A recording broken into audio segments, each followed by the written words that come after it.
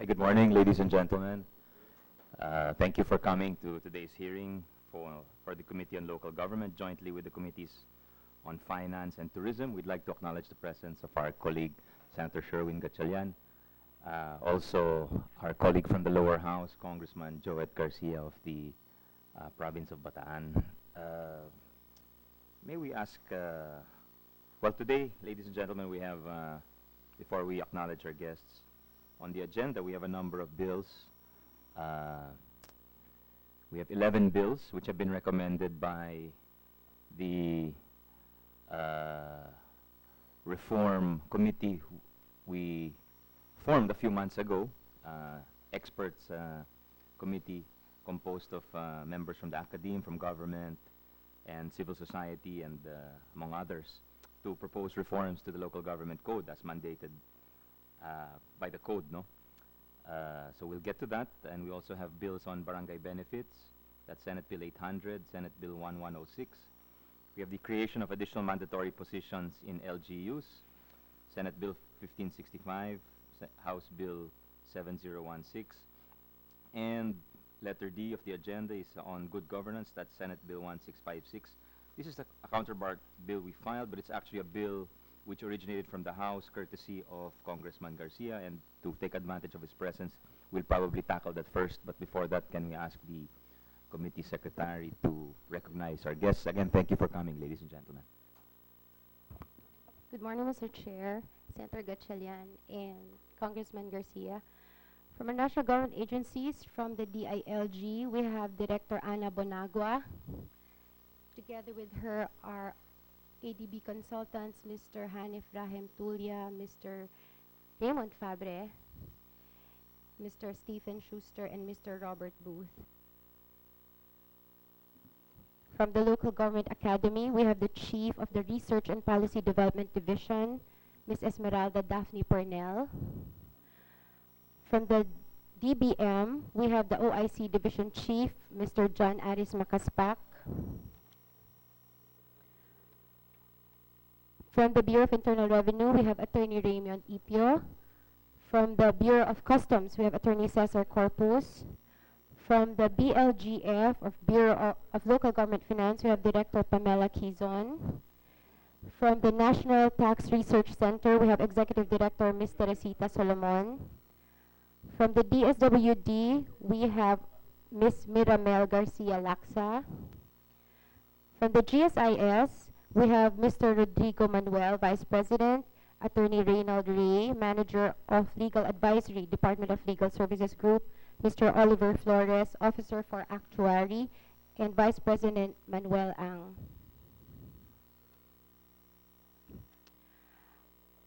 From the Home Development Mutual Fund or Pag-ibig, we have Attorney Jobert Poe and Ms. Christine Pastores. From the LRA or Land Registration Authority, we have Attorney Maria Rosine Avila. We also have Dr. Edna Cod, Director, UP Center for Integrative and Development Studies. Attorney Mark Anthony Gamboa from the UP School of Urban and Regional Planning. Attorney Romeo Duran, Attorney Raymond Gallardo, President of the Tax Management Association of the Philippines, together with Attorney Romeo Duran. And we have Dr. Milwida Guevara of Sinergia, also with us, Mr. Chair. Thank you. Thank you, ladies and gentlemen, for coming. Again, to take advantage of the presence of Congressman Garcia, with the indulgence of the body, may we take up the bill on institutionalizing the seal of good local governance, which was adopted during, I think, during the time of Secretary Robredo, if I'm not mistaken, no? And I think it really incentivized a lot of desirable programs on the part of the local governments, because there was an incentive at the end. But I'll can we turn the floor over? We recognize Congressman Garcia from Bataan to speak a little bit about the bill. Sir. Thank you, Mr. Chair, Senator Sonny, Senator Sherwin, to all our resource persons. Good morning. The Seal of Good Local Governance, which was first introduced in 2014, was a way of assessing local government units on whether they attain minimum government standards And if I'm not mistaken, even prior to 2014, there was the seal of good housekeeping, which was 2010 or 2011. It's a means of providing incentives for LGUs, and they must receive the seal before receiving a grant from the Performance Challenge Fund. The LGUs that receive the seal are provided with a performance-based grant, which they can then use to supplement funding for local development projects. So while the grant may not be that big, they go a long way in extending assistance for development projects, especially for low-income municipalities and cities that have inadequate funds to provide services and projects that have been devolved to them by the national government. The seal and the Performance Challenge Fund have had notable benefits, increasing transparency in local government budgets and plans by incentivizing compliance with the full disclosure policy, instilling prudence and discipline in the local fund management, and providing an initial benchmark for good local governance by identifying concrete assessment criteria. They have also, through the new funds available, augmented local government resources for development projects. So with this in mind, it is important to institutionalize a program that advances the primacy of performance, accountability, transparency, and participation, and recognizes the LGUs with good performance in financial administration, disaster preparedness, social protection, peace and order, business friendliness and competitiveness, and environmental management. The capabilities of local government units will be enhanced and strengthened by providing them with opportunities and recognizing their accomplishments in actively taking a role in pre-designated core and essential areas of development, earmarking and revitalizing the mechanisms of accountability and transparency of LGUs to their respective constituents shall be strengthened, and while undertaking projects and programs that will invigorate the quality of local leadership, responsiveness, and delivery of much-needed services and programs. Hopefully this bill, Mr. Chair, is envisioned to fortify the LGUs to be more responsive, maverick, and proactive in their service delivery, performance, local policy, and programs to better partners in nation building and keeping abreast with the global challenges of active social leadership and responsibility. Given that this is a program of the DILG, I think the bill of our chairman, Senator Angara, as well as the counterpart in the Congress, aims to institutionalize this so that moving forward, this program will continue to benefit our local government units, and we will see more LGUs who are being able to or are able to provide the needed services to their constituents. Thank you, Mr. Chair. Thank you, Congressman. I guess we should give the floor first to DILG, kay Director Bonagua. Do you have any comments, ma'am, on this bill? Good morning, Morning. Senators and Chair. The Seal of Good Local Governance has been a project of the DILG since 2010. This was implemented along with the Performance Challenge Fund, which is the fund or the incentive fund that goes along with the assessment of performance.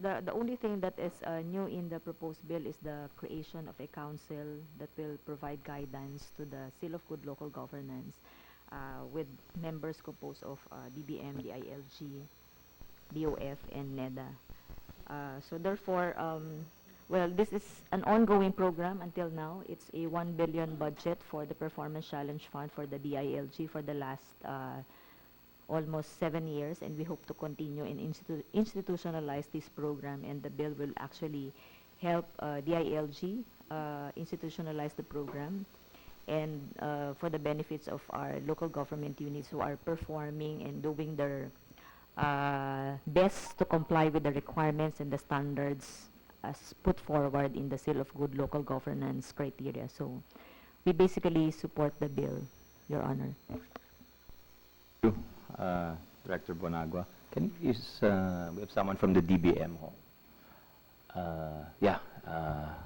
Division Chief Makaspak, sir. Any comments, because you're going to be made a part of the council, no? The advisory council.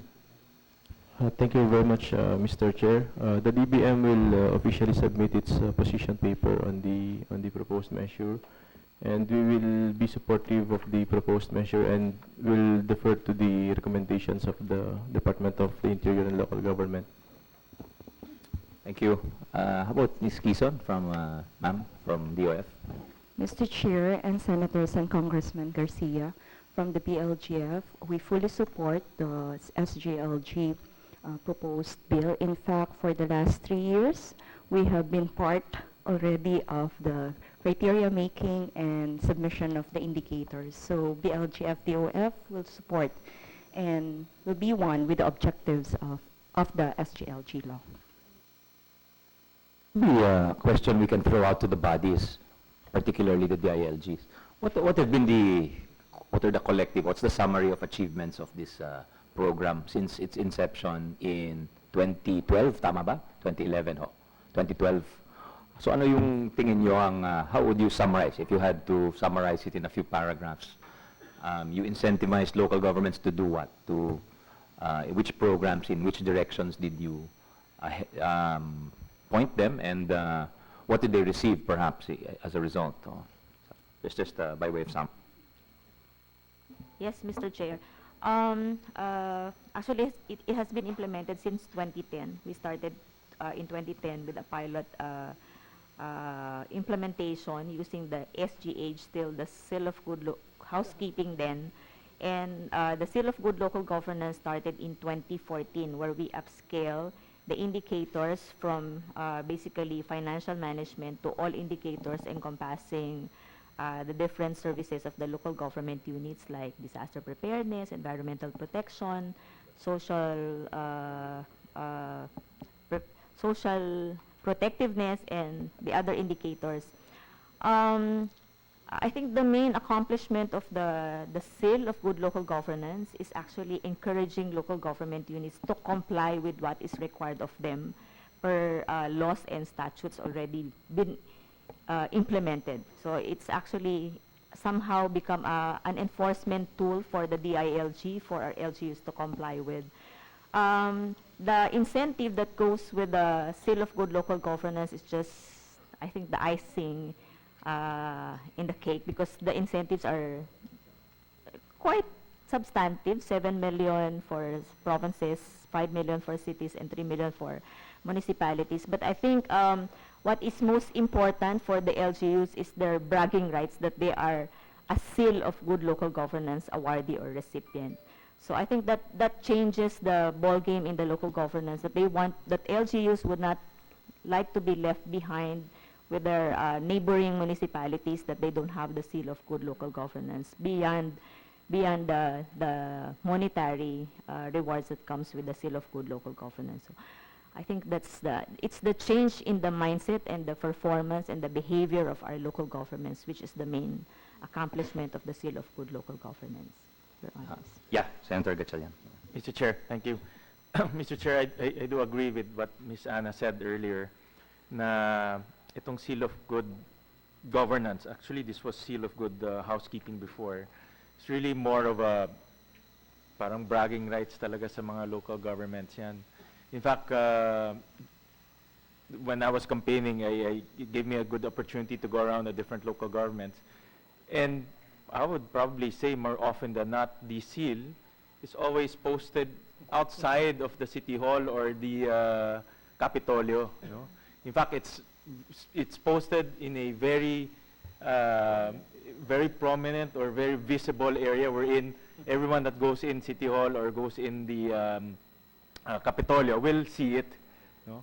Talagang kumbaga sa ano ito, sa showbiz, parang FAMAS award to ng mga local governments.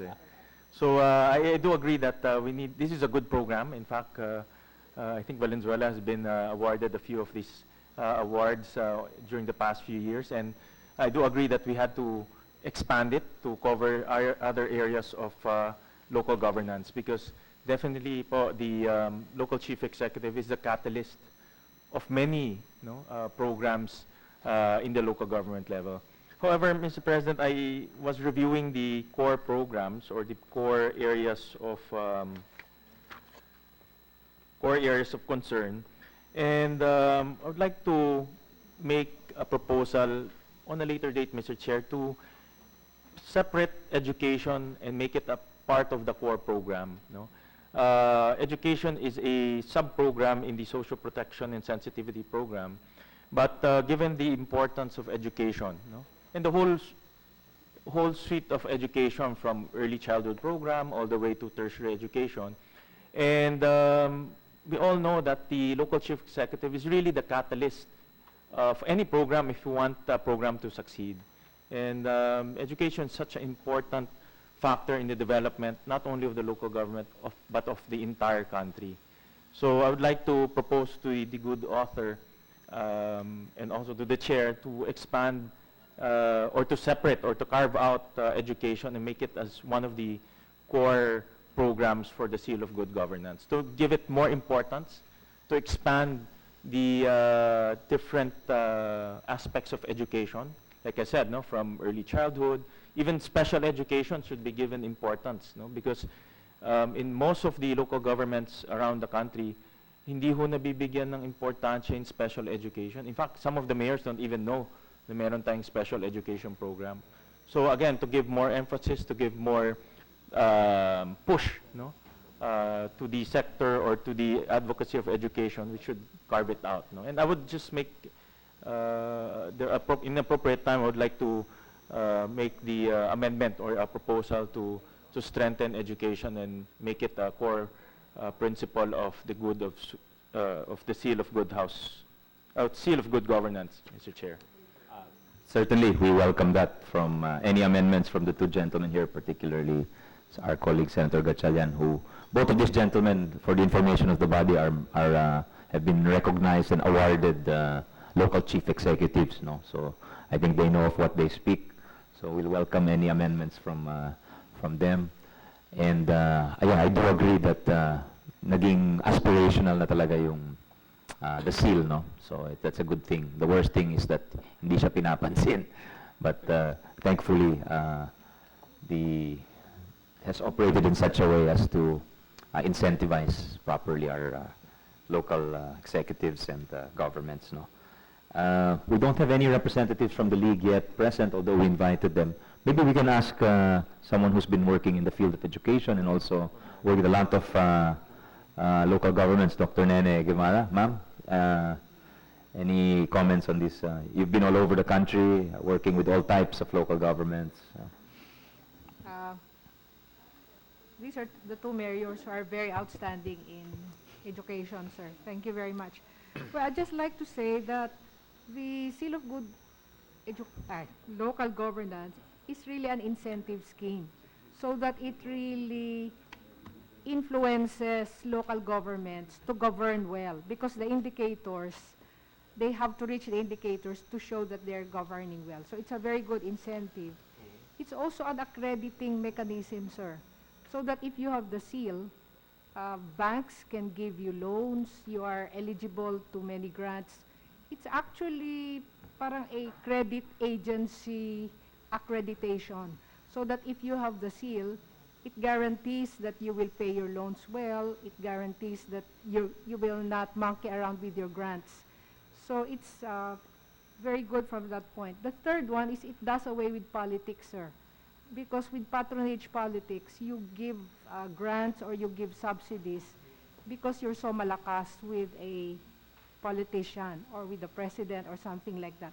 But if you use the seal as basis for your grants, then it really rewards performance and does away with politics. Well, I do agree. Well, of course, I'm very proud that Senator Gatchalian mentioned that education should be carved out. But probably one of the suggestions I would give is for the seal to be more outcome-oriented instead of input or output-oriented.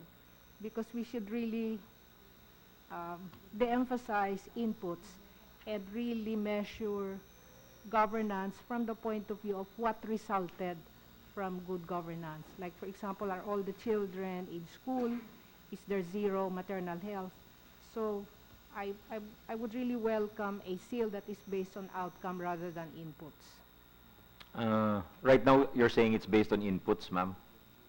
For example, the local government should have a land use plan. Mhm. Diba? So that's really an input, and that's very expensive. Mhm. But really, what should be the result or the outcome of having a land use plan? Yeah, okay. Hindi naman magli-lead sa falsification of results yan. Baka they're incentivized to produce, to misrepresent the results if they say, di ba? Yung, Kasi sir, yung results data eh. They're Mhm. data-driven, and you Yeah. cannot really but are they falsify- independently verifiable? Yung Yes, sir. pag, The output? data, the data are there, Okay. established by departments of health, the National Statistics Authority. Mhm. Okay. Sige. Congressman Garcia? Mr. Chair. First, I'd like to comment on what Dr. Nene mentioned, no, sana nga magiging results based siya. And I think we understand also coming from where we came from, no.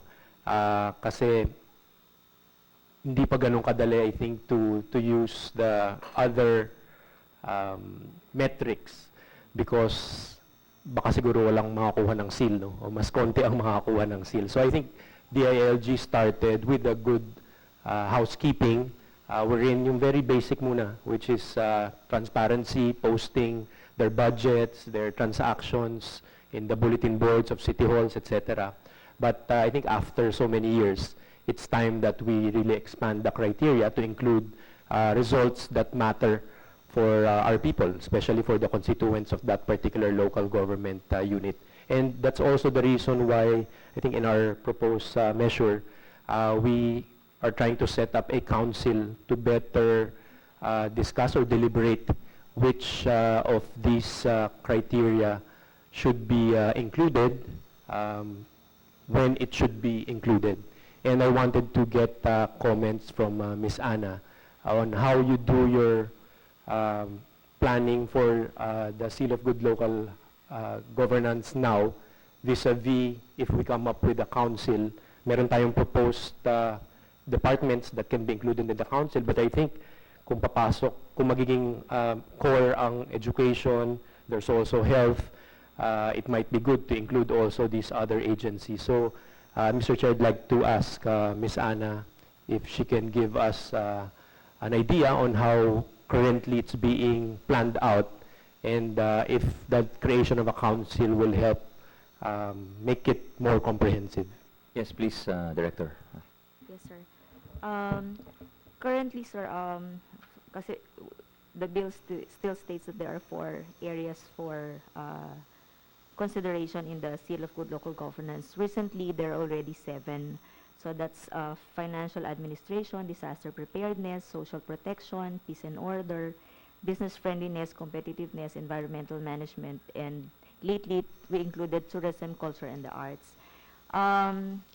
The different agencies which have some stake in the different areas of assessment are invited to be part of the assessment. For example, under financial administration, we have already included, these are the list of indicators: unqualified COA audit opinion, compliance to full disclosure policy, 3-year average local collection growth in the revenues, remittances to GSIS obligations, functional local development council, and 20% utilization of the ERA component, the 20% ERA component, and implementation or progress of implementation of the BUB ADM fund. So through the years, the indicators have improved, have increased, has been changed.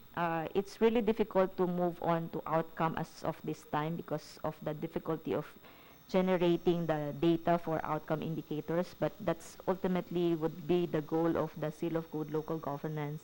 So from the previously really very basic input indicators, we are moving towards somehow output and maybe in the future outcome indicators. The different agencies currently involved in the process are those agencies which have stake in the indicators. For example, GSIS, DOH, DepEd,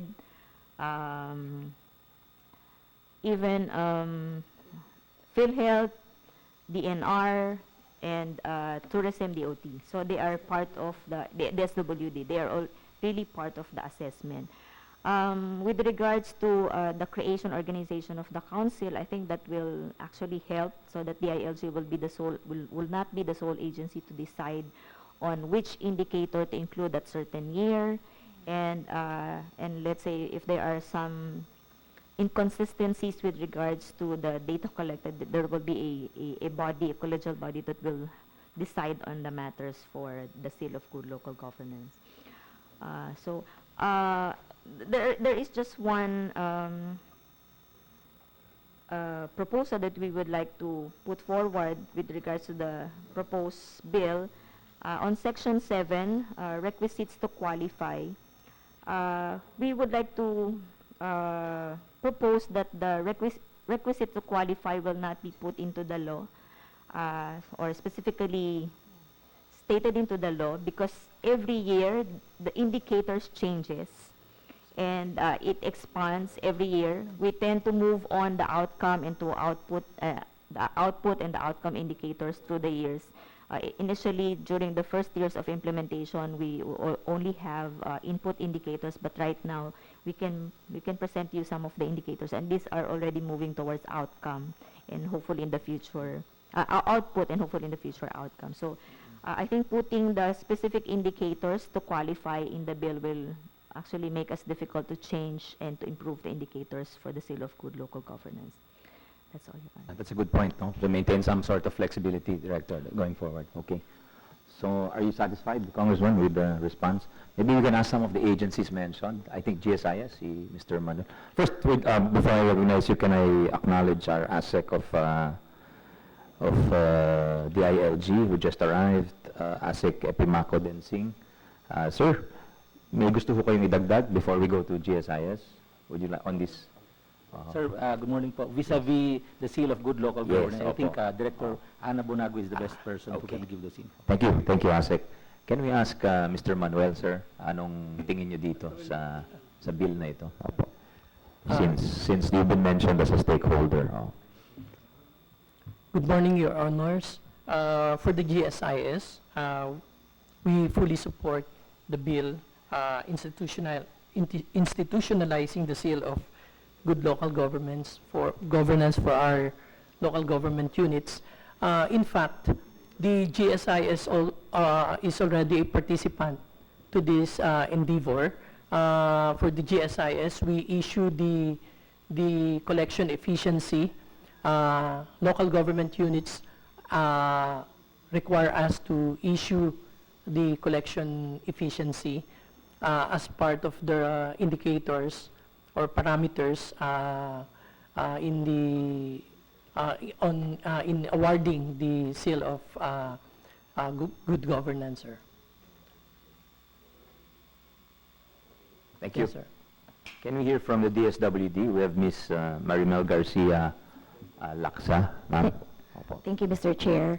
We fully support this bill on the institutionalization of the SGLG kasi on our part, based on experience, mas madali po sa amin ang mag-advocate for the support of the LGU in terms of providing financial support to the different social protection programs, especially as mentioned by Senator Gatchalian. If you talk about the early childhood care and development programs, it's so easy for us to get the support of the LCEs to provide funding specifically for ECCD programs. So we fully support this bill po. Okay, salamat po. Can we hear from Pag-ibig? We have Attorney Jobert Poe and Ms. Christine Pastores. Ma'am, sir. Good morning, Your Honor. You were asked to comment, Your Honor, on Senate Bill number 800 and Senate Bill number 1106 on Barangay Benefits, Your Honor.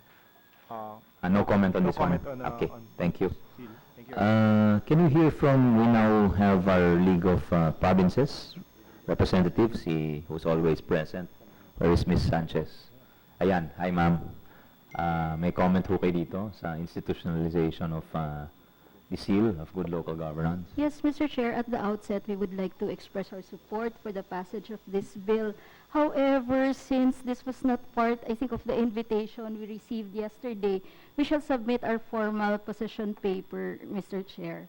But at the outset, we support this po. Any other comment on how it works with the provinces in your experience?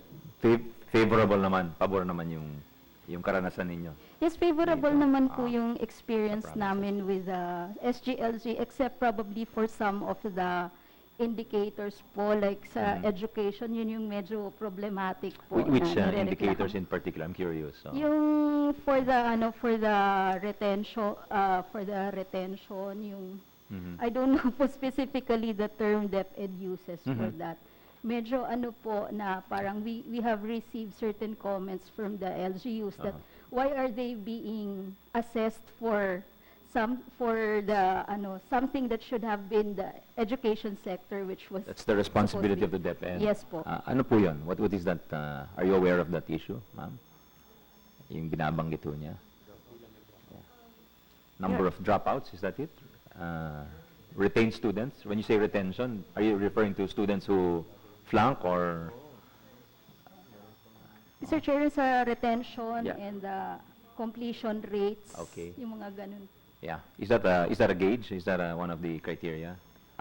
Mr. Chair, education is not a fully devolved service. The only devolved function of the LGUs in terms of education is the construction of school buildings. Right. The management of the curriculum and the Sorry, you're saying construction is fully devolved? Construction of school buildings? that's fully devolved to local government units. Well, But that's the part of the DepEd has devolved. That's part of the maybe devolved partially service. devolved, no? Kasi huge budget pa rin ng DepEd DepEd. for school building, no? Yes, and DepEd is the Pati PAGCOR meron, has the sole authority for the curriculum. So I think that's where the issue from the local government units are coming from. But has there been an issue of where they're held accountable for something that's maybe not within their purview in terms of accountability or performance indicators? Maybe something to look into, no? Yeah, Congressman, yeah. Mr. Chair, just to comment, I think on one side, the problem of some local government units is that since the Department of Education is still, let's say, the lead agency for education, kung kulang yung classroom or kulang yung teacher, especially most of these are national items, siguro yun yung nagiging problema ng ating mga mayors and governors. So how can we prevent dropouts, or how can we further good education if kulang ang classrooms, kulang ang teachers? But on the other side, and I think this is what the SEAL wants to happen also, marami pa ring magagawa yung local chief executive when it comes to pushing for good education in his or her city. In fact, being having the special education fund, being the chairman or co-chair of the local school board, being on the ground and having the capability to mobilize the community, the parents, malaki talaga magagawa ng local chief executive. So I believe, Mr. Chair, we just really have to balance yung gusto nating makitang effort ng local government unit, and at the same time, siguro since DepEd naman is included in the assessment, make sure that DepEd is able to provide the needed school buildings, items for teachers para it goes hand in hand. Kasi kahit gaano kasipag siguro yung local chief executive, kung talaga namang kulang yung classroom, kulang yung teachers, hindi niya pa rin magagawa yung dapat, no, para sa kanyang mga kababayan. So I guess the SEAL is important to incentivize good leaders, good local government units, but at the same time, it has to go hand in hand with the movement of the departments, especially DepEd in this case. Thank you, Congressman Garcia. Any other comments from the body? I think anyone we've not recognized who would like to comment on this bill, rather. If not, because we have a lot of items on the agenda, perhaps we could leave it for now and yeah, sir. Please state who you are and which institution you represent. Yeah. Secretary Gonzalez from the League of Cities. So, with regard to the bill, we just received a copy of it Okay. yesterday. So we didn't have enough time to consult with our principals, but I'm personally optimistic that we would endorse the bill. And personally, I just have a question with regard to the proposed bill.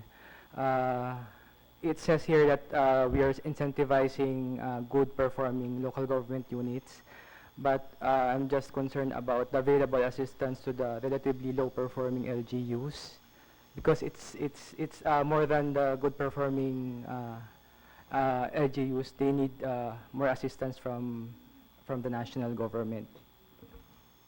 Di ba, receiving the seal opens up eligibility to receive all of these projects from under the DILG budget? Di ba ganun yun? Would you care to add, to address that query? The question my is with understanding, regards no? to the non-performing LGUs which will not pass the seal of good local governance. They will always be covered by the capacity building programs of the DILG. Because of the seal of good local governance, the results helps us divert or direct our assistance to those who are not able to comply with the requirements and which area of governance they are not able to comply. So our capacity building programs are directed to those weak LGUs which are not passing the seal of good local governance. While those who pass the seal of good local governance will have some incentives, monetary incentives, for them to implement programs for the benefit of their local constituencies. So those who do not pass are actually are the target of our capacity building programs in the ILG. So may parang affirmative action on your part to help no. I'm just wondering if equal application naman yung seal for all sizes and types of kahit 5th class, 6th class, nakakakuha din siya ng that's factored into the seal. Baka naman kasi it's always the first class LGUs who get it, di ba? I'm just throwing it out there. We would like to share this with your honors. We made a study of the results of the seal of good local governance. Actually, the income classification of the LGUs does not actually have any bearing in the results. Somehow in the results there are more low income class LGUs. Maybe it's because that they have less income, so their financial management system are less complicated, so therefore they get to pass the seal of good local governance easily. And the indicators are actually prorated depending on the income class and the classification of the LGU. There are different indicators for the province, cities, and municipalities. So these are actually based on the capability of each level of local government units. Yeah, thank you. That's good to know, Director. Mr. Chair, just to comment again. I think most of the criteria that the LG has set is based on the mandates of the local government unit. So parang bare minimum siya na dapat kino-comply talaga ng local government unit. So there's no reason why any LGU is not able to comply. Secondly, kaya nga ngayon lang rin po natin, Mr. Chair, na expand yung different conditions is because step 1 was precisely to make most of the LGUs compliant to the law, to the different laws that we have. So even if mahirap yung or 6th or 5th class yung LGU, I think there's no reason for them to be not compliant to the criteria that have been set. Ang alam ko lang isa sa medyo nahirapan ang marami sa mga local government units was dun sa disaster preparedness. Kasi by law, sinet natin na kailangan may office and then merong tao, permanent. So dun medyo nahirapan yung ibang LGUs kasi nga based sa financial capability rin nila, marami hindi pa kaya to hire permanent positions to that particular office. So dun po medyo nagka-problem. Thank you. Thanks for that input, Hong Joet. Mr. Sanchez from the LCP, are you okay with the reply of Would you like to pursue that issue further, or you're satisfied with the Oh, thank you. But we welcome any inputs from the LCP. Let us know. also from the other leagues and any other agencies. Kung hindi nyo maisip ngayon, umuwi kayo, naisip nyo, please, you're free to shoot us an email or just send us a position paper. But ideally, we'd like to get these bills on the floor of the Senate already by maybe late May, because we only have 3 weeks of session, so at least ma-sponsored, hopefully masama sa bills to be debated, although there's quite a full set of bills on the agenda already as is, even without additional bills from this committee, no? But hopefully, in the interest of time, no? And to also give justice to the work of the experts who put in a lot of hard work.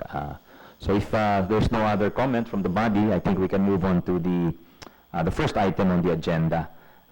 Kong Joet, of course, is free to stay with us, but I know he's here primarily for that bill. But sir, if you have time, please stay for. We welcome your experience as a local chief executive. Situs is part. Yes, it is. Would you like to take that up first? We can take that up first. Maybe initially you can. Well, before we move to one of the bills mentioned also, and which we have tackled in the past, is the bill on, although maybe not that particular bill, but the issue. And I remember Senator Gatchalian was also there and made some very good inputs based on their experience in Valenzuela City. Was the issue on Situs of taxation.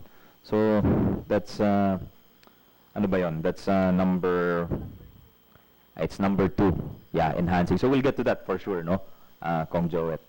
But again, so we'll close that matter, and maybe we can refer it to a working group, a small working group, awaiting the various collating all the position papers and coming up with a bill, especially from Senator Gatchalian's office. So if we can leave that, ladies and gentlemen, we'd like to tackle the interim report on the draft bills for the review of the local government code, emphasizing that this is the first, although many hours and meetings have been held by our experts, we want to acknowledge them publicly because they put in a lot of work, no? Of course,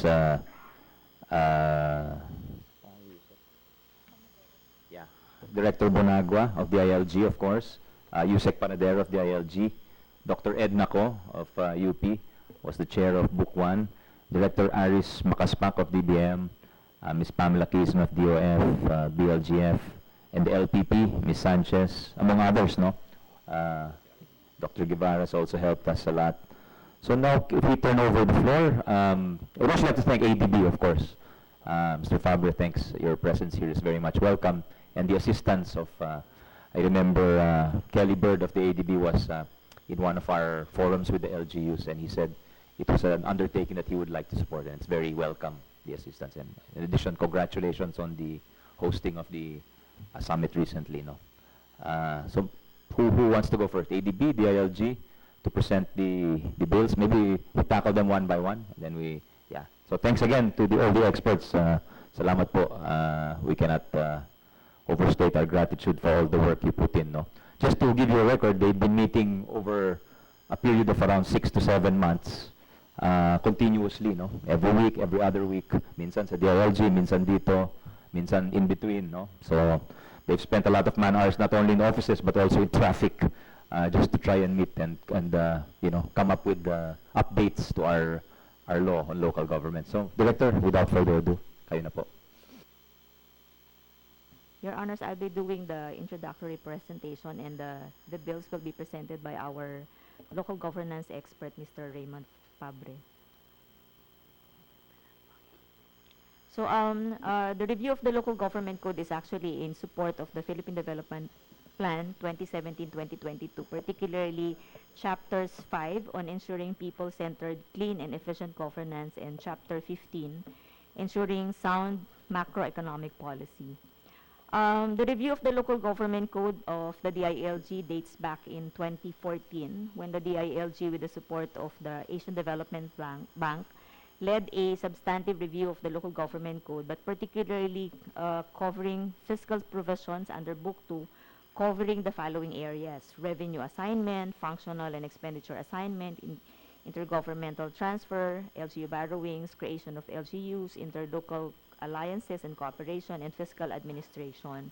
The result of the in-depth study conducted in 2014 was actually submitted to the then Office of Executive Secretary Paquito Ochoa Jr. and both houses of Congress and Senate. In 2017, through the leadership of Senator Angara, the Senate Committee on Local Government, through the Reform Committee, conducted series of consultation and technical working group meetings for Book 1, 2, and 3. Book 1 was led by Dr. Edna Co, and Book 2 by Dr. Manasan, Book 3 by Yusek Panadero. The results of the consultation were integrated by DILG and compiled and further subjected to consultation with the national government agencies, particularly NEDA, DBM, and DOF for acceptability, and the LGU leagues, which was held in most part in September. After then, there was a national consultation for local government units conducted in October. This is also as part of our offering for the LG Code Month, and also participated by representatives from Congress, national government agencies, from the business sector, some policy experts, and other stakeholders. So the final results of the proposal that came through those series of consultation were compiled into draft bills. We somehow managed to segregate related proposal into 11 bills, which we will be presenting today. And this we already have submitted to the office of Senator Angara as chair of the Senate Committee on Local Government. We will be presenting the 11 bills. Let me just particularly enumerate the 11 bills that we are actually submitting for consideration of this body. The first one is on enhancing public financial management.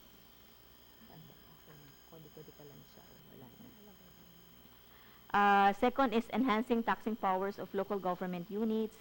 Third is providing business-friendly tax remedies in LGUs. Fourth is rationalizing credit financing. And fifth, reducing the cost of doing business in local governments. And fifth, simplifying local taxes to enhance tax compliance. Sixth, enhancing interlocal or inter-LGU cooperation. Then, Eight, updating the requisites for the creation of local government units. This is basically providing the recommendation for the creation of all three levels of LGUs, provinces, cities, and municipalities. Then ninth, enhancing the shares of LGUs in the internal revenue taxes. Basically rationalizing or including the custom collections and the VAT collection by the Bureau of Customs. And then enhancing the 10th is the enhancing the use of the national wealth in local government units, removing the limitation for the utilization under the revenues from the national wealth, particularly energy, which is supposedly to be used for lowering the cost of electricity. And then the last one is rationalizing the functional assignments of local government units. Included in these bills are all the recommendations with already somehow broad support from the different stakeholders, because there are a lot of recommendations that were gathered during the TWG meetings, and we cannot include all of them in view of the fact that there are not yet available data to support the recommendation, and we have not done the simulation and even gather the possible impact for the recommendation. So the recommendations that were included in the 11 bills are just those that we think are mature enough to be part of the bills that we have put forward. So may I request Mr. Raymond Pabre to do the presentation of the 11 bills. Yes, Thank you, certainly. sir. Thank you, Director Ana. Sir Fabre, sir. Thank you, Mr. Chair. Okay. On the first draft bill, enhancing public financial management in LGUs, we acknowledge that good public financial management, or PFM, is a critical component of good local governments. But it was not an idea that existed at the time the bill was drafted way back in 1991.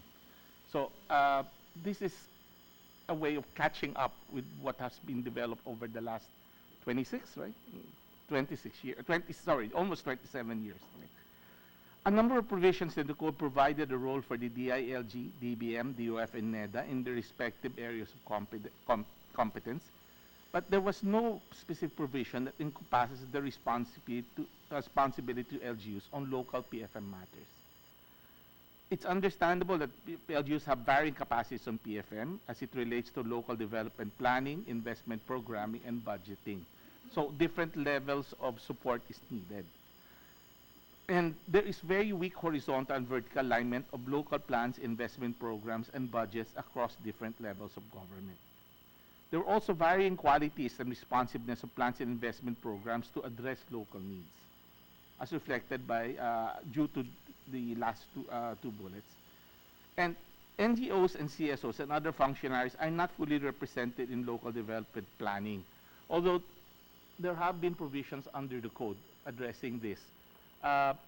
They have not been, there are still improvements that need to be placed to improve the participation of NGOs and CSOs. And then when the code was designed and passed in 1990, it did not yet foresee the emergence of the digital environment and how how prevalent it would become. So what have we come up with the proposed amendments? We amend Section 3E and 3J to include adherence to the principles and policies of good governance and efficient PFM as a key principle of the code. We amend Section 25 to mandate that the oversight agencies, DILG, DBM, DOF, and NEDA, to provide guidance to LGUs on PFM matters. We amend Sections 29, 32, and 109 to expand the oversight functions of the province, city, and municipality on their component LGUs to include guidance on matters related to PFM. Actually, if you interpret the code, you could actually already exercise this. But this is a way of explicitly saying that the province has this set of responsibilities, oversight responsibilities related to PFM to its component cities and municipalities, and for the municipalities to its barangay. Amend Section 108 to, by providing specific timelines and guidance on the accreditation of NGOs. Amend Section 113 to include treasurers, budget officers, and accountants as members of the Local Development Council Secretariat. Right now, it's only the planning officer that's designated.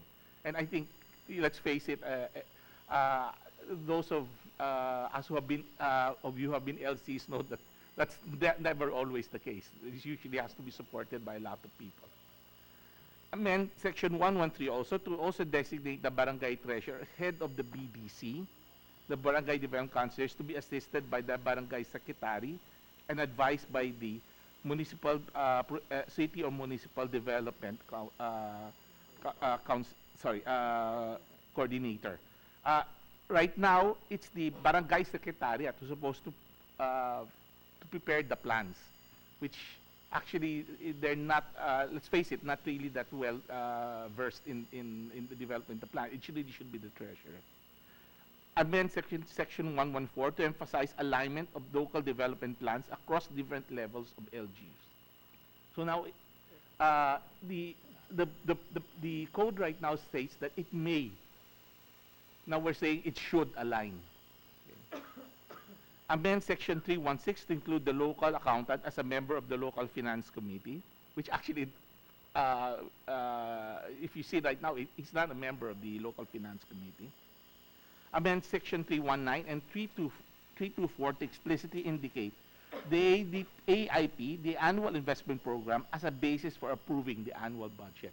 This is a practice that DBM actually does right now, but we need to enshrine this under the law, institutionalize this. And to amend Sections 352 and 513 to recognize digital posting as an alternative, and I say legitimate means for complying with financial transparency requirements. Because in the code, again, time has passed. Everything has to be published, posted, etc. Now we have all of these particular avenues for posting financial information, which LGUs don't actually do because they're also worried about the legality of doing in compliance with the particular code. Okay. So what are the envisioned results? The national government will have a basis for providing incentives to LGUs on matters of PFM, since they can now be assessed based on standards prescribed by the oversight agencies. More responsive plans with NGO participation, vertical alignment, consistency, and complementation of local plans across different levels of government will be strengthened. Further horizontal linkages between plans, investment programs, and their budget will be reinforced. Easier compliance of LGUs to financial transparency requirements. So, would go on or? That's the sum of the PFM yes. items. Okay, maybe we can throw if our legislators have no questions for the meantime, we can throw it to the body. Senator Gatchalian. Yes, sir. Mr. Chair, I just have a very basic question. It's good that we mentioned that local governments should be encouraged to go into the digital environment, no? But there's a fundamental flaw also. In the local government code, the local governments cannot create an IT office, or there's no item for an information technology office. In fact, that's always been a problem of most local governments, because you're pushing them, encouraging them to go digital, meaning your tax collection, your budgeting, even your accounting should be connected to one another, so that updating is simultaneous. But who will implement it? No? Most mayors naman or governors are not IT inclined. No? So the tendency here is to either contract it out, which is prone to corruption, but even though you contract it out, you have to have someone inside who's IT capable, or whose background is information technology. So like in our case, we passed an ordinance to create that specific office, but it should be embedded already in the local government code to transition the local governments moving towards the digital age, or the digital economy for that matter. In short, dapat meron po talagang isang item na nakakaintindi, o isang tao na nakakaintindi sa information technology. Or else, the transition will be very difficult for local governments. No? Mabuti kung kasimbata nila ho si Joet at ito IT inclined to, the transition is faster. But we all know that a lot of the local chief executives are not IT inclined. So again, at a later time, we'd like to make that proposal just to create an item. Let's embed it already, an IT officer or an IT official inside the local government, so that the transition will be faster and smoother. Very good suggestion. Congressman Joet. Just a quick comment. Mr. Chair, is it possible for, I think this has been discussed before with the leagues, especially with the League of Cities, is it possible for an agency like the DILG to provide a system, especially when it comes to financial management, for all the local government units? Kasi Mr. Chair, nangyayari, bawat LGU nga, they go on their own trying to source out these kinds of systems. So minsan prone to corruption, minsan naman hindi siya nako-customize para for it to work properly. So I think before may analogy pa nga how come the Jollibees, yung mga franchise, they have one system provided for all franchisees, and it works seamlessly, it works properly. So hindi ba pwede na through DILG or whichever DICT to provide a system that can really help the LGUs, and then standard, less cost I guess for everyone kasi same software for all LGUs, that can help pagdating sa computerization. Yeah, well, let's ask the DILG, no? But I don't think the local Jollibees invoke local autonomy, no? But maybe we can ask Director Bonagua. Sir, if I may, part of the plans with the DILG, we were talking with the DICT already to create a common platform IT-wise to all local government units. But we've not gone beyond creating the software itself, which is common. What we wanted to do was to create a common platform that whoever they take on as their provider for the information technology will create that common platform for everybody. But we will consider if the DILG itself together with the DILC will generate or create the software itself. We will consider that, sir.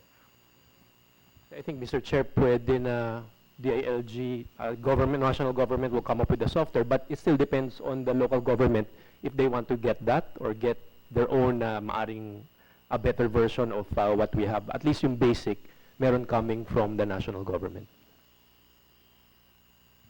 Okay, very good points.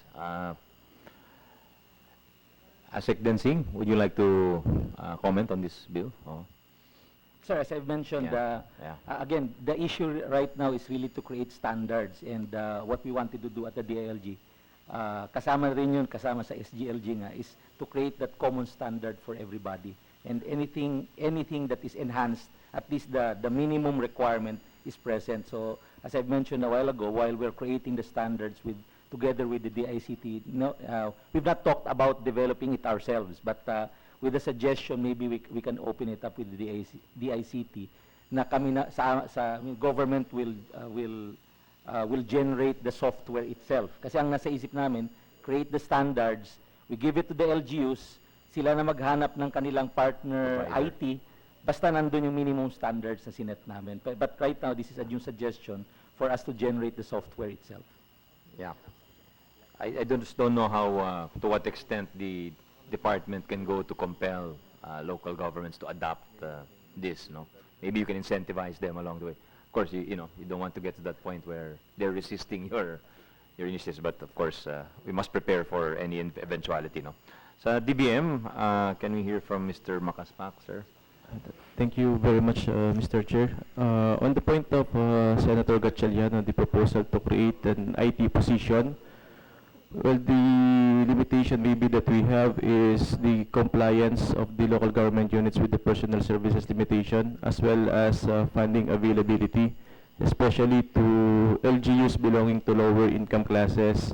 So we may not have problem with the cities and higher class LGUs, but the reservation that we have is it may be difficult for lower income class LGUs to comply with the PS limitation. But if you make it an optional, di ba sa LGC may optional, ano? But at least place it there. Yes, sir. Maybe optional, but maybe not mandatory po siguro. Yeah, something we'll look at that going forward, no?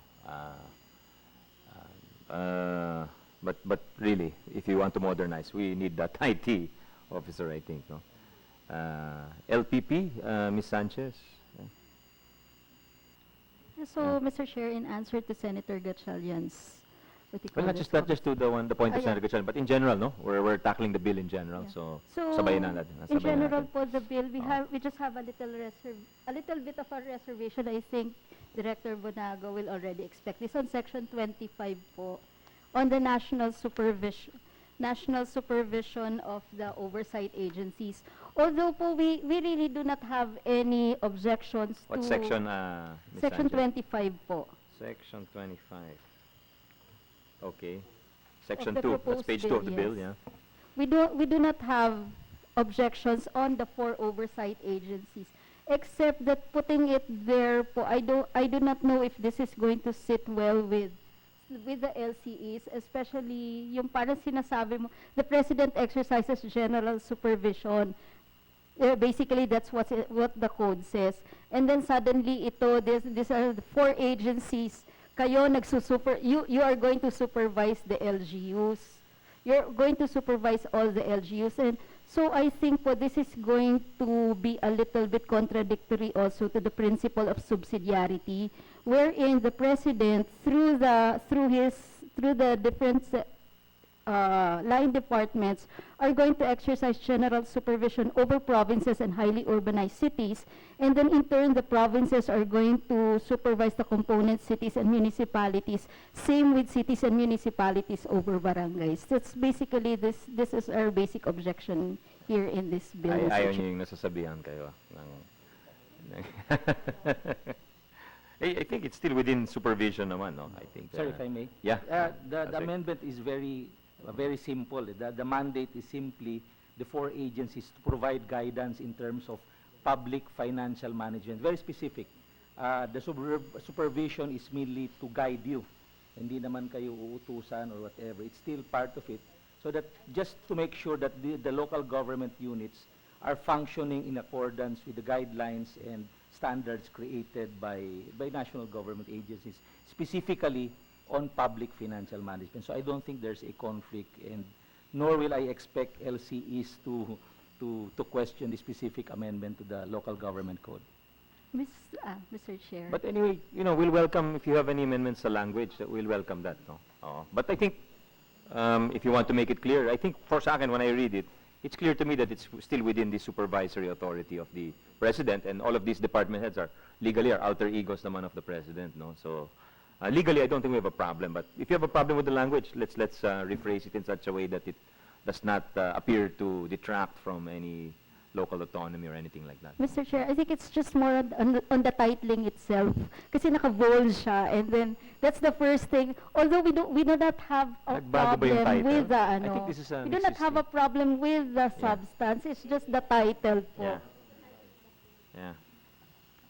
Because you formulate suggestions and to formulate respectful suggestions. Sige and, po, we will, kasi hindi ko po napansin yan when we did our consolidated position paper. So, we'll welcome pagpapahabol po. any comment on that one, no? But I don't think the title is new. I think that's an old title, no? And I think as long as we're clear that it's within the supervisory authority, that's the constitutional boundary. So, well, anyway, sige, antayin namin yung comments ninyo, ma'am. And can we hear from Ms. Quizon, Director Quizon of the DOF, ma'am? Thank you, Mr. Chair and Honorable Body. The Bureau of Local Government Finance poses no objection in general of the proposed amendments in ensuring public financial management in LGUs. We would like, however, just a minor comment on synchronization of the and adjusting of the deadlines of reports. We particularly would like to take note of Section 3.1. Sorry about that. On the posting of the summary of income and expenditures, some LGUs are... That's Section 12.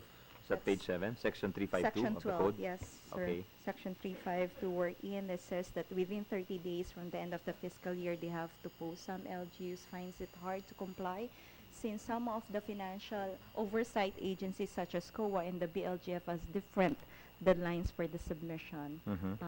So what is it the period of time or the Just date the or deadlines, just or the the reckoning dates. point of the Yes. 30 days that is? Sige, can you Yes, suggest Mr. Chair. We will. a more practical We period will, yes. and the reckoning point? Oh. Yes, Mr. Chair, we'll just submit our position on Sige. this deadline. Thanks. Thank you, you. Director Quezon. That's all?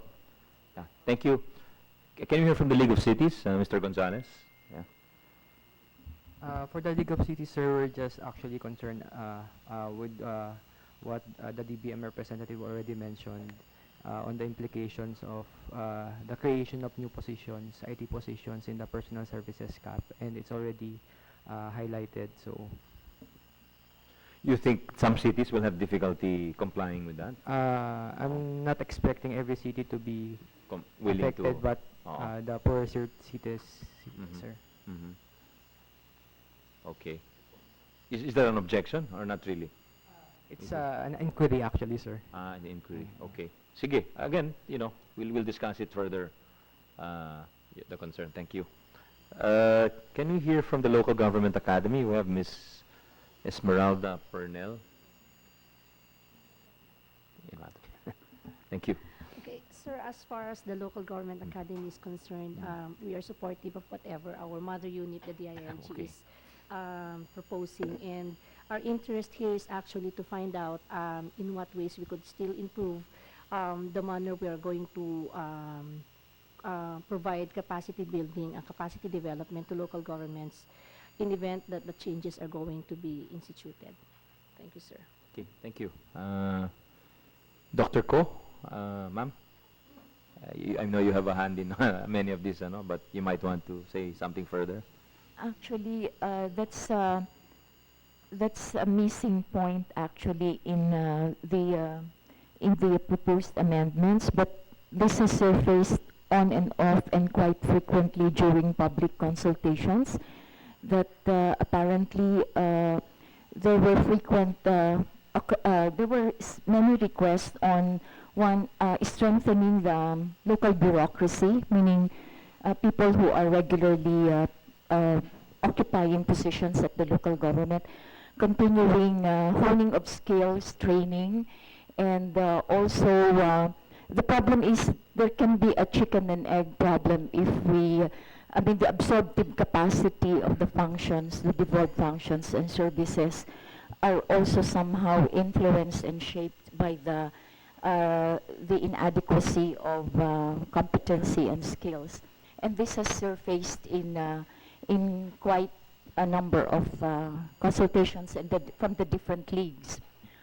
I think this is something that should really be pursued, probably even to the point of setting certain mandatory requirements, such as those who have been there for 5 years or 7 years should actually go through a process of skills development, updating, especially we have different age levels and age groups within our local bureaucracy. So I think I'm referring to that. I'm not referring to job order or the other contractual services, but that's really at the core of HR, human resource development at the local level. In the field, that's not. yeah. I appreciate the point, ma'am. But is that part of this PFM? That's kind of like bureaucratic civil service reform at the local level, no? That's not hindi siya sakop, but you're saying it should be part of it. I think that should be part of it because also even in terms of, I'm a little bit going further because if you speak of... You're speaking generally about the package of reform. Yes. You'd like it included in yes. Do we have a bill on that? Yeah, it Maybe we can ask the group. To that. Yeah. Well, as mentioned by Director Bonago, these are the ones that were ripe. Siguro, we'll find something na meron na bang tumutubo o na hindi pa masyadong hinog o tatanim pa lang. Yeah.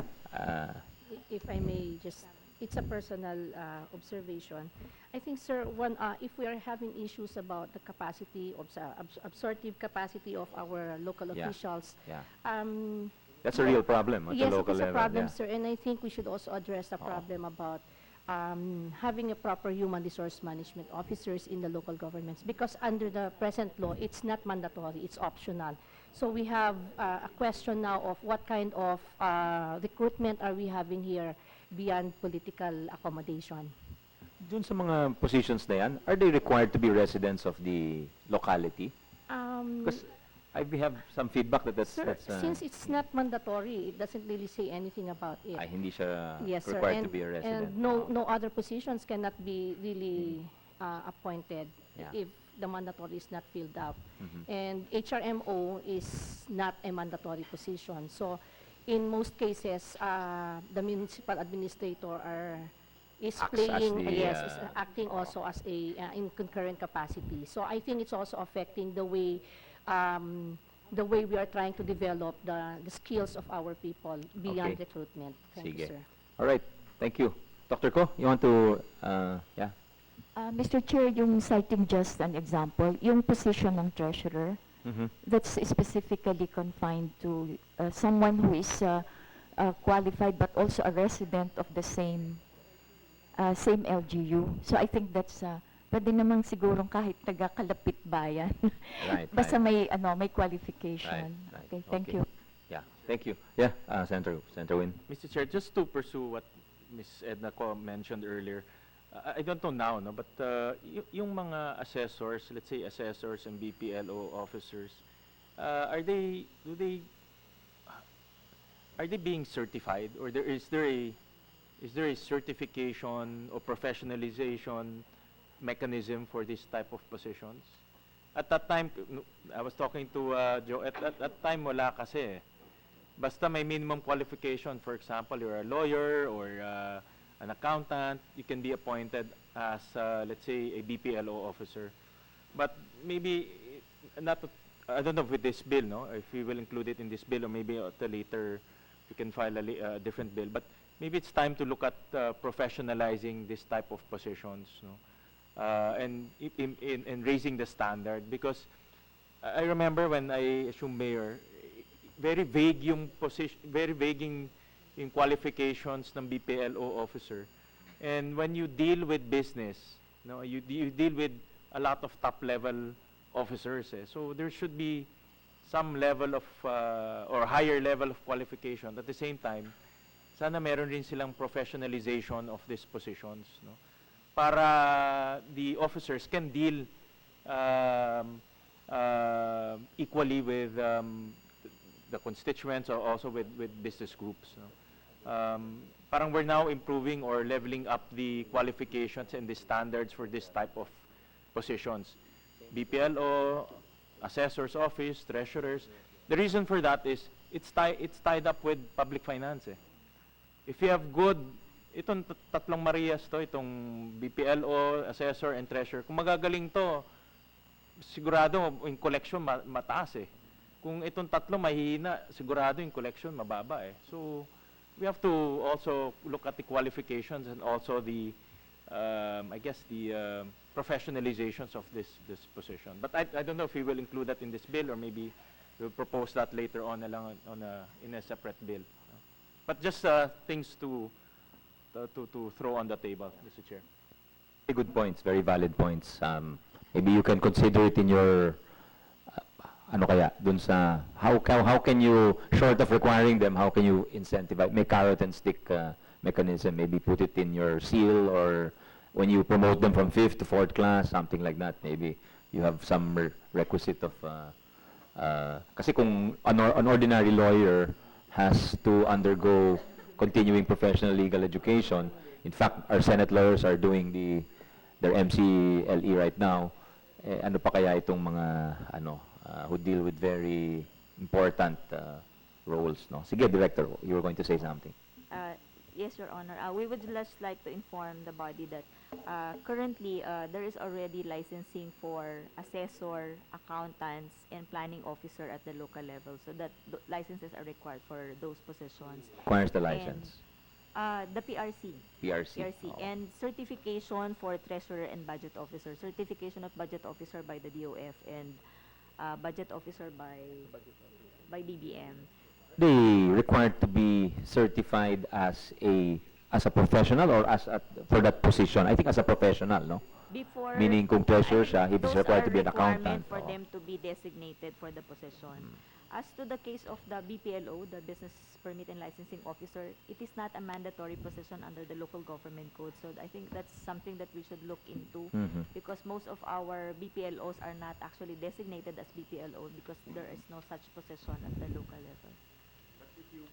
Mr. Chair, again, no, like in many cities, especially in NCR, BPLO, the collection from business is bigger than the collection from real estate, no? So again, they play a very important role because they assess, no? So kung maganda yung assessment mo sa negosyo, malaking collection mo. So it's also a very important position, no? But I'm not really sure with the current guidelines right now if BPLO officers are licensed or professionalized officer. But that, again, that's something to think about if you want to really improve public finances of the local governments. Senator Win. Can we hear from Professor Guevara? Ma'am, anything on this? Nothing? Yeah. It really goes back to the autonomy because of the requirement to limit the number of personnel, which is imposed by the national government. I think we should revisit that because that really limits the flexibility of the local governments. I know you're concerned about having all the funds devoted for personnel, but actually services are delivered by personnel, doctors and assessors. The second point is, you know, when the local government was being legislated, there was really a tug of war between the Department of Finance and local governments. Because we really wanted to devolve to them the assessors and the treasurers, except that my department objected. So I think, you know, in the spirit of autonomy, we should really consider giving them full devolution because they're really accountable to the people, except that the criteria, probably they should really pass board exams before they can be not just certified by the Department of Finance, but really be assessed as a good treasurer through a professional examination. Okay, thank you. Dr. Magno from DRSU. Yeah. I'd just like to make a comment about the websites. I think the importance here is the promotion of transparency and accountability. And it's a mechanism by which local governments can show their performance in terms of their revenues and expenditures. But the other aspect here is participation. So the website is supposed to enable citizens to participate by having access to data, and it becomes open data. So in fact, I think this is linked to the section on participation on section 108, representation of non-government organizations. So I think this provision is important because it provides standards for knowing who are the genuine NGOs, because sometimes NGOs, they die, so they become ghost NGOs. So there other LGUs have legislated ordinances having NGO people's councils. I understand that the DILG is trying to do a mapping of CSOs. That's the other concept that we have perhaps to think about. Are we still using NGOs or civil society organization is the more broader concept, because in the past we used NGO, POs, but not all CSOs are NGOs, and NGOs tend to be located in major cities, and they are the ones who are able to develop proposals for funding from donor agencies. But you also have basic organizations, or probably the closest to that is what's in the Constitution, the people's organizations. Could you enlighten us? What's the difference between a CSO and an NGO? An NGO is, well, of course, it comes from a specific historical context. We tend to use NGO, the Philippines, non-government organizations, while other countries use non-profit organizations because of the tax issues, the tax breaks. But we do have tax breaks as well. Educational institutions can be classified as NGOs by virtue of tax issues. But civil society organizations can be formed not just to access development funding, but also for advocacy. So you can have environmental civil society organizations that do advocacy. They can also promote certain lifestyles, certain cultures. But I think it's for the body to process that. There are academic and there are also relevant practical issues concerned. The other issue I want to raise is maybe a follow-up to what our friend from the Local Government Academy mentioned, the real need for capacity building for LGUs, but I think also for the members of the local development councils, and these include the non-government organizations or civil society organizations, because they do participate in identifying development programs, plans, investment programs. So they need to have capacity in planning and budgeting. So in the latter participation, we have tokenism to meaningful participation. So we don't want just to give them a token seat on the table, but they don't speak. So they become part of the committee on silence. So I think the website is related to the representation provided by the members of the local development councils, because through the websites, even academics or universities can operate as think tanks of local governments or the local governance ecosystem, which is probably missing in this whole concept of participation. We want them to participate, but they don't really participate meaningfully. So for their participation to be meaningful, there should be appreciation of data. And since this provision on providing websites for transparency will enable, therefore, the sharing of data in the era of open data, But the other challenge is the demand side. So you supply the data, but the demand side would be in terms of being able to use the data, analyze the data, and use it for meaningful planning and budgeting. Thank you. Thank you, Dr. Magno. Those comments are well taken. We also appreciate your mention of the Committee on Silence. The Senate is now stranger to that committee. And, you know, there's a saying that you can take the horse to the river, but you cannot force them to drink. So there are many who are given the chance to speak, but do not take that opportunity to speak.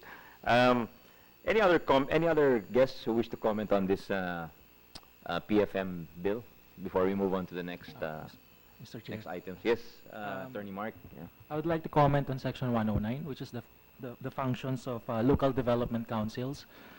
Based on the amendments, it appears that Section 109 has become heavy on public financial management, and we lost the emphasis on long-term planning. So we only identified comprehensive long-term planning dun sa first function of the local development council, and then the succeeding enumeration only identified medium-term and long-term, medium-term and public investment programs and projects. So that's our challenge in capacitating local government units. They tend to focus on short-term and medium-term planning and tend to forget long-term planning. And in addition, I would like to also maybe recommend to clarify who has the reviewing authority when it comes to the outputs of local development councils. There are several legal opinions by the Department of the Interior and Local Government that says that the Sanggunian cannot modify the proposal of the local development councils.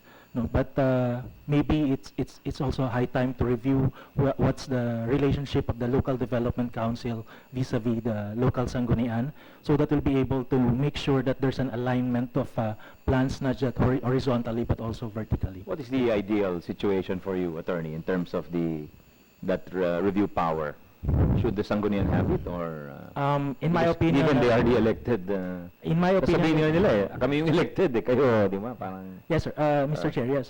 In my opinion, it should be the local Sanggunian was the final say when it comes to the outputs of the local development councils. Although a member of the Sanggunian is a representative, has a representative to the local development council. Right.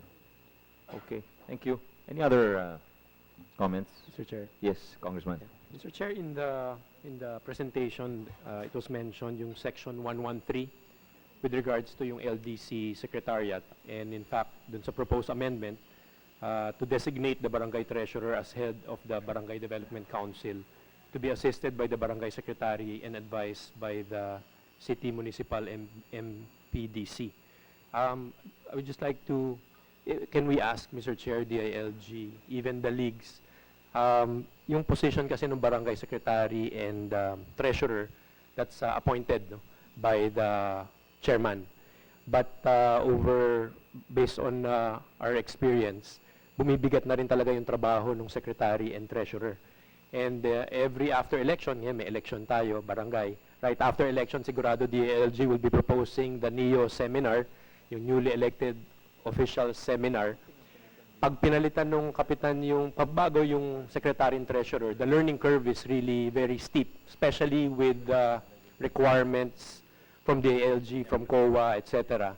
Talagang mahirap. Napag-usapan na ba, Mr. Chair, yung possibility of making the Barangay Secretary Treasurer permanent items? I know these are 42,000 barangays, so talagang in terms of funding medyo mabigat, but with what we're requiring them to do, parang hindi na siya, parang maraming barangay na hihirapan, especially it's appointed, and sometimes ang ina-appoint, I don't know the minimum requirements for appointment by the chairman. Yung minimum requirement, bata siya nung bata siya nung kapitan. So, yes, Mr. Chair, yun po yung reality, and yet we're pressuring them to produce such and such reports.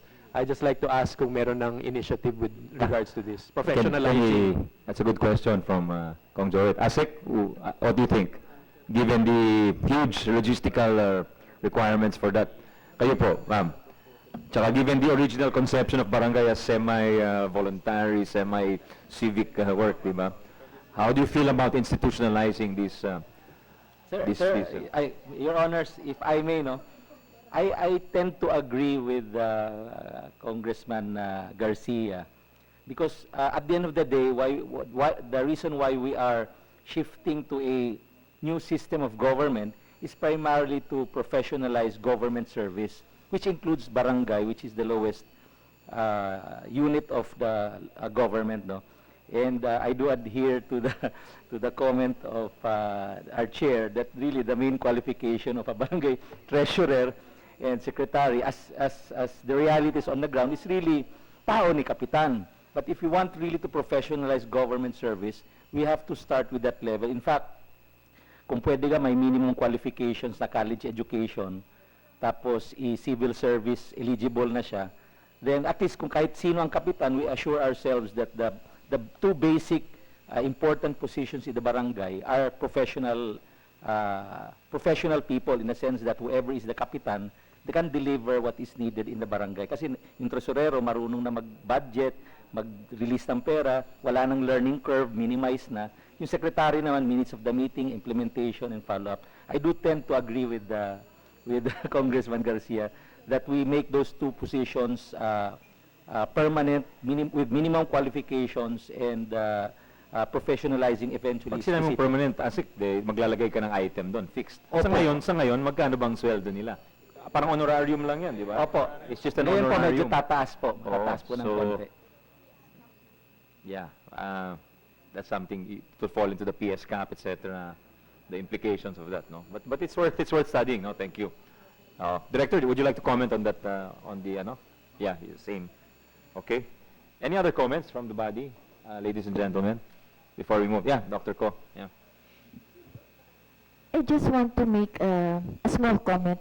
Hindi naman ho nagko-compete yung tao ni Kapitan or yung qualification, I think, no? We're not putting it in a dichotomy, but I think it's basically the point is the person performing that particular function really requires a certain level of capacity and professionalism, whether kaibigan ka niya ni Kapitan or not. I think that's the point. And that, again, has come up in some of our consultations. So, in fact, there was a proposal to really make it a permanent position. Thank you. Thank you. Thank you. See, Ms. Sanchez was raising her hand. Oh. Yes, Mr. Chair. So we basically support the position of Kong Joet that there is a need really to professionalize the barangay secretary and the barangay treasurer. So kasi there must be a level of capacity. Pero alam nyo, pag sinabi mong ilalagyan natin ng item si Tresh at saka si Sec, sasabihin ni Kapitan, bakit ako? Wala. Di ba? Yan ang mangyayari niyan. Kasi sasabihin niya, ako yung kapitan ako yung mag-a-appoint dyan, tapos ako, hindi ako permanent, honorarium lang ako. So that's the, just to flag that as a inevitable consequence of doing that, no? Yeah. But Mr. Chair, considering naman the responsibilities and functions we're asking the barangay secretary and treasurer to do po, I think it's just but logical that they are permanent employees. Yeah, okay. So we'll take that under consideration, and definitely professionalization is something important going forward. So any other concerns on this bill? Yes, Director Quezon. So, just last point from the Bureau of Local Government Finance, just to reiterate Director Ana's comments that assessors are now already licensed, yes, since 2009 under the Real Estate Service Act, and that is being managed by the Professional Regulatory Commission. On the Treasurer side, it's the Department of Finance together with the Bureau of Local Government Finance in partnership with the Civil Service Commission will already have in the development, institutionalization, and conduct and administration of a standardized examination. We have 3-tiered level examination. For the last 2 years, we have already administered the basic course on local treasury examination that caters to tactical and operational competencies of the local treasurers. The second level, which we have administered together with the Civil Service Commission, last year is on the intermediate competency on local treasury, which focused on managerial and strategic abilities of the local treasurers. The last tier, or the highest level of examination, is the advanced competency on local treasurer, which seeks to guarantee that local treasurers can spearhead the adoption of innovative and leading-edge approaches to local treasury functions, will hopefully be administered this year. So yes, we are moving towards professionalization of the local treasurers. Thank you, Mr. Chair. Okay, thank you. Maybe you can move towards yung gusto ni Senator Win, no? Okay, so no other comments. We'll leave this matter, but I think we'll refer it to again, a technical working group to speed up discussions, no? We'll go to the... please feel free to have your lunch. I hope you don't mind. We'll work through lunch para we can use our time expeditiously and efficiently, ladies and gentlemen. Okay, now we go to the enhancing the taxing powers of LGUs. We take note that Representative Joet Garcia has filed House Bill 4672 in the House regarding the Situs of taxation. Maybe he can give us updates on what is happening down there in the lower house. And of course, we'll give the floor again to Director Ana and Mr. Fabre. And later, we'll ask the LPP, the LCP, the DOF, NTRC, TMAP, BIR, Drs. Guimara, Magno and Co., Local Government Academy, and SERP. Congressman Joet, would you like to say anything in this regard? Yes. Thank you, Mr. Chair. Section 150 of the Local Government Code provides that 30% of all sales recorded in the principal office shall be taxable by the city or municipality where the principal office is located, and 70% of all sales recorded in the principal office shall be taxable by the city or municipality where the factory, project office, plant, or plantation is located. However, the rules provided in the said section tend to favor some LGUs, particularly those where the principal offices, corporate headquarters, or designated financial centers are located due to certain business practices and strategies adopted by business establishments. For example, banks and other financial institutions have established levels of authority and transaction limits that usually send the processing, approval, and recording of loan application to the regional financial centers, headquarters, or principal offices. In effect, the business tax significance of the transactions accrues to the LGU where the financial center, headquarters, or principal office is located, even if the loan transactions originated from branches or offices situated in other local government units. So for this reason, the measure in the House is to achieve a more equitable distribution of potential tax revenues to local government units by including the source or place where the economic stimulus emerged, or where the service will be provided as among the criteria in determining the situs of business tax of selected transactions, regardless of the place where the transactions are processed and approved. That's all, Mr. Chair. For the information of the body, Senator Gatchalian also has a similar bill, Senate Bill 1509, also on the situs of taxation. So we'll turn it over to Director Ana, or is it Mr. Fabre? Would you like to go straight? Yeah, Mr. Fabre, thanks. Thank you, Mr. Chair.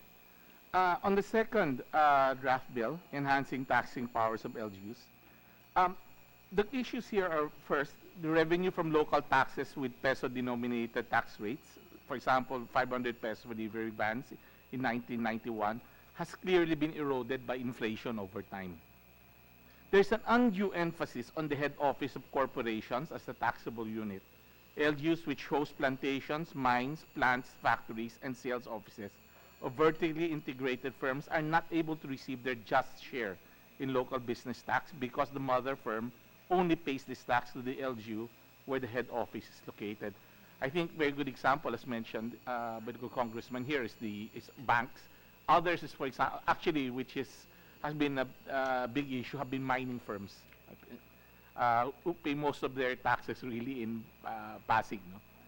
And then lastly, inconsistency of Section 192 of the LGC and Article 282 of the LGC IRR that puts limitations on LGUs authorities to grant tax exemptions. So what are the proposed amendments?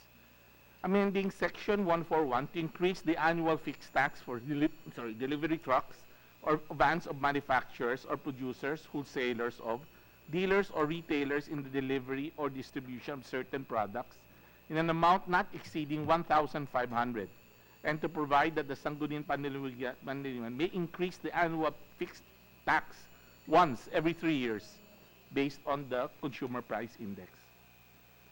On the situs of the tax, to reduce the taxable base of the head office from 30% to 10% of gross sales or revenues, and increasing the share of factories, plantations, branches, sales outlets, and the like from 70% to 90%.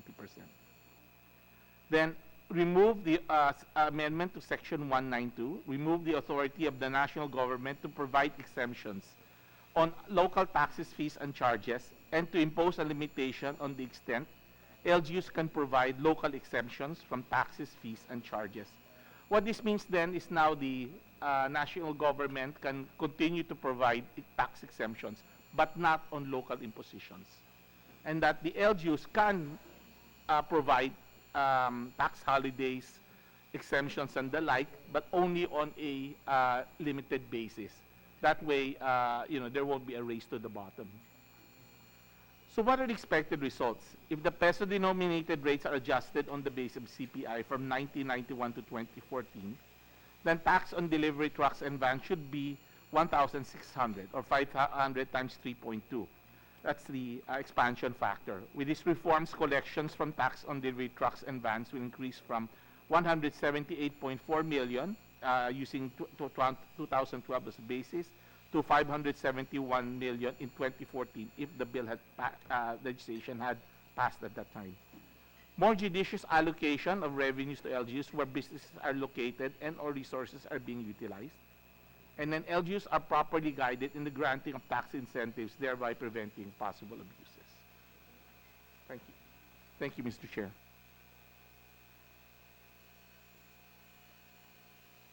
Mr. Fabre, any comments from our legislators? If not, go to DILG. ASEC, any comment on that? Okay na kayo?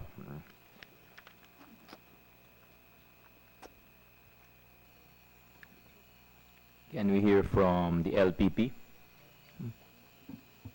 Mr. Chair, I think the issue here is more on Section 150 and the situs of the taxes. I think beyond the 70% to making it to 90%, I think it's more of the implementation of how you're really going to allow the LGUs where the plant, the mine, or the factory is located to get that 90% po.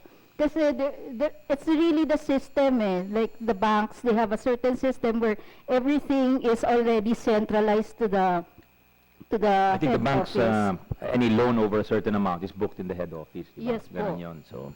So parang I think it's really maybe probably the BIR can create a system wherein you can dichotomize which were the collections made from the factory or from the site, the mine, and which were from the headquarters. And I think, Mr. Chair, on the Situs, I think we should also include here the warehouses, because although they're not earning income, but in terms of the utilization of the LGU facilities like the infrastructure, the roads, the bridges, mas malaki po ang ano nila, mas malaki po ang cost ng ano nila, what do you call this? The cost of the damage, so to speak, kasi mas mabigat yung yung mga cargo na dumadaan compared mo lang sa mga sales offices and stores. Yun lang po, Mr. Chair. Senator Win? Chair, quick reaction lang. I do agree with Ms. Sanchez about the observation that it's really a problem of implementation. And in fact, we had a hearing on this, Mr. Chair, and Director Pam was there, and we were talking about this also. Even though you changed the allocation from 70-30 to 90-10, it's a problem of implementation. So I filed the bill, Mr. Chair, just to simplify matters.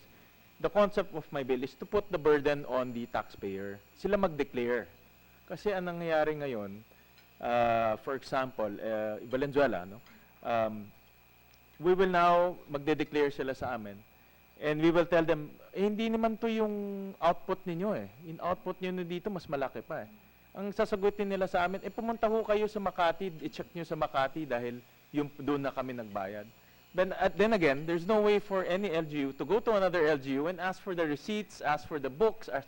It's virtually impossible. In fact, we tried, no, asking from Pasig and Makati some of their books, but it's virtually impossible.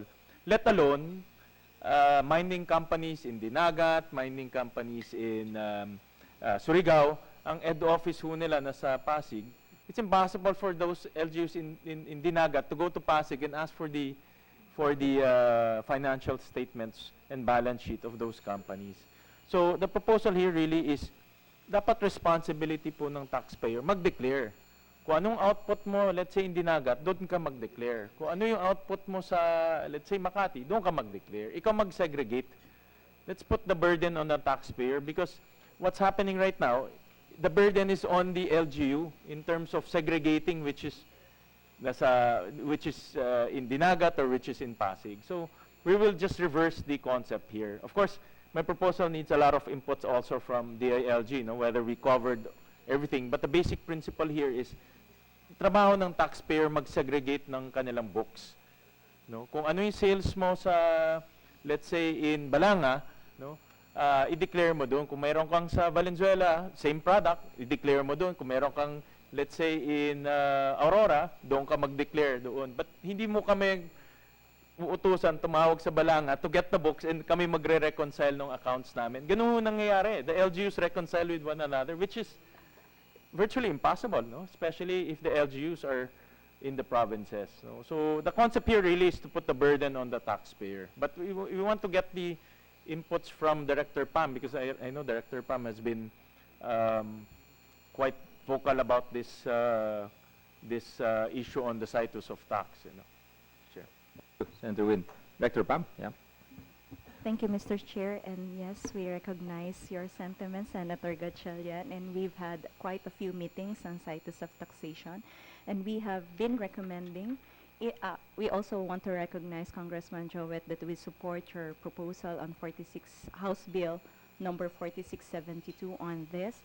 And in fact, in our proposal paper, we also recommend, this is the easiest mode that we can do, is a proposal to modify or amend through the implementing rules of or regulations of the LGC Local Government Code the proper procedure on the filing of the financial statement of a taxpayer. That's true and correct. We recognize that really it's the taxpayer that should be reporting.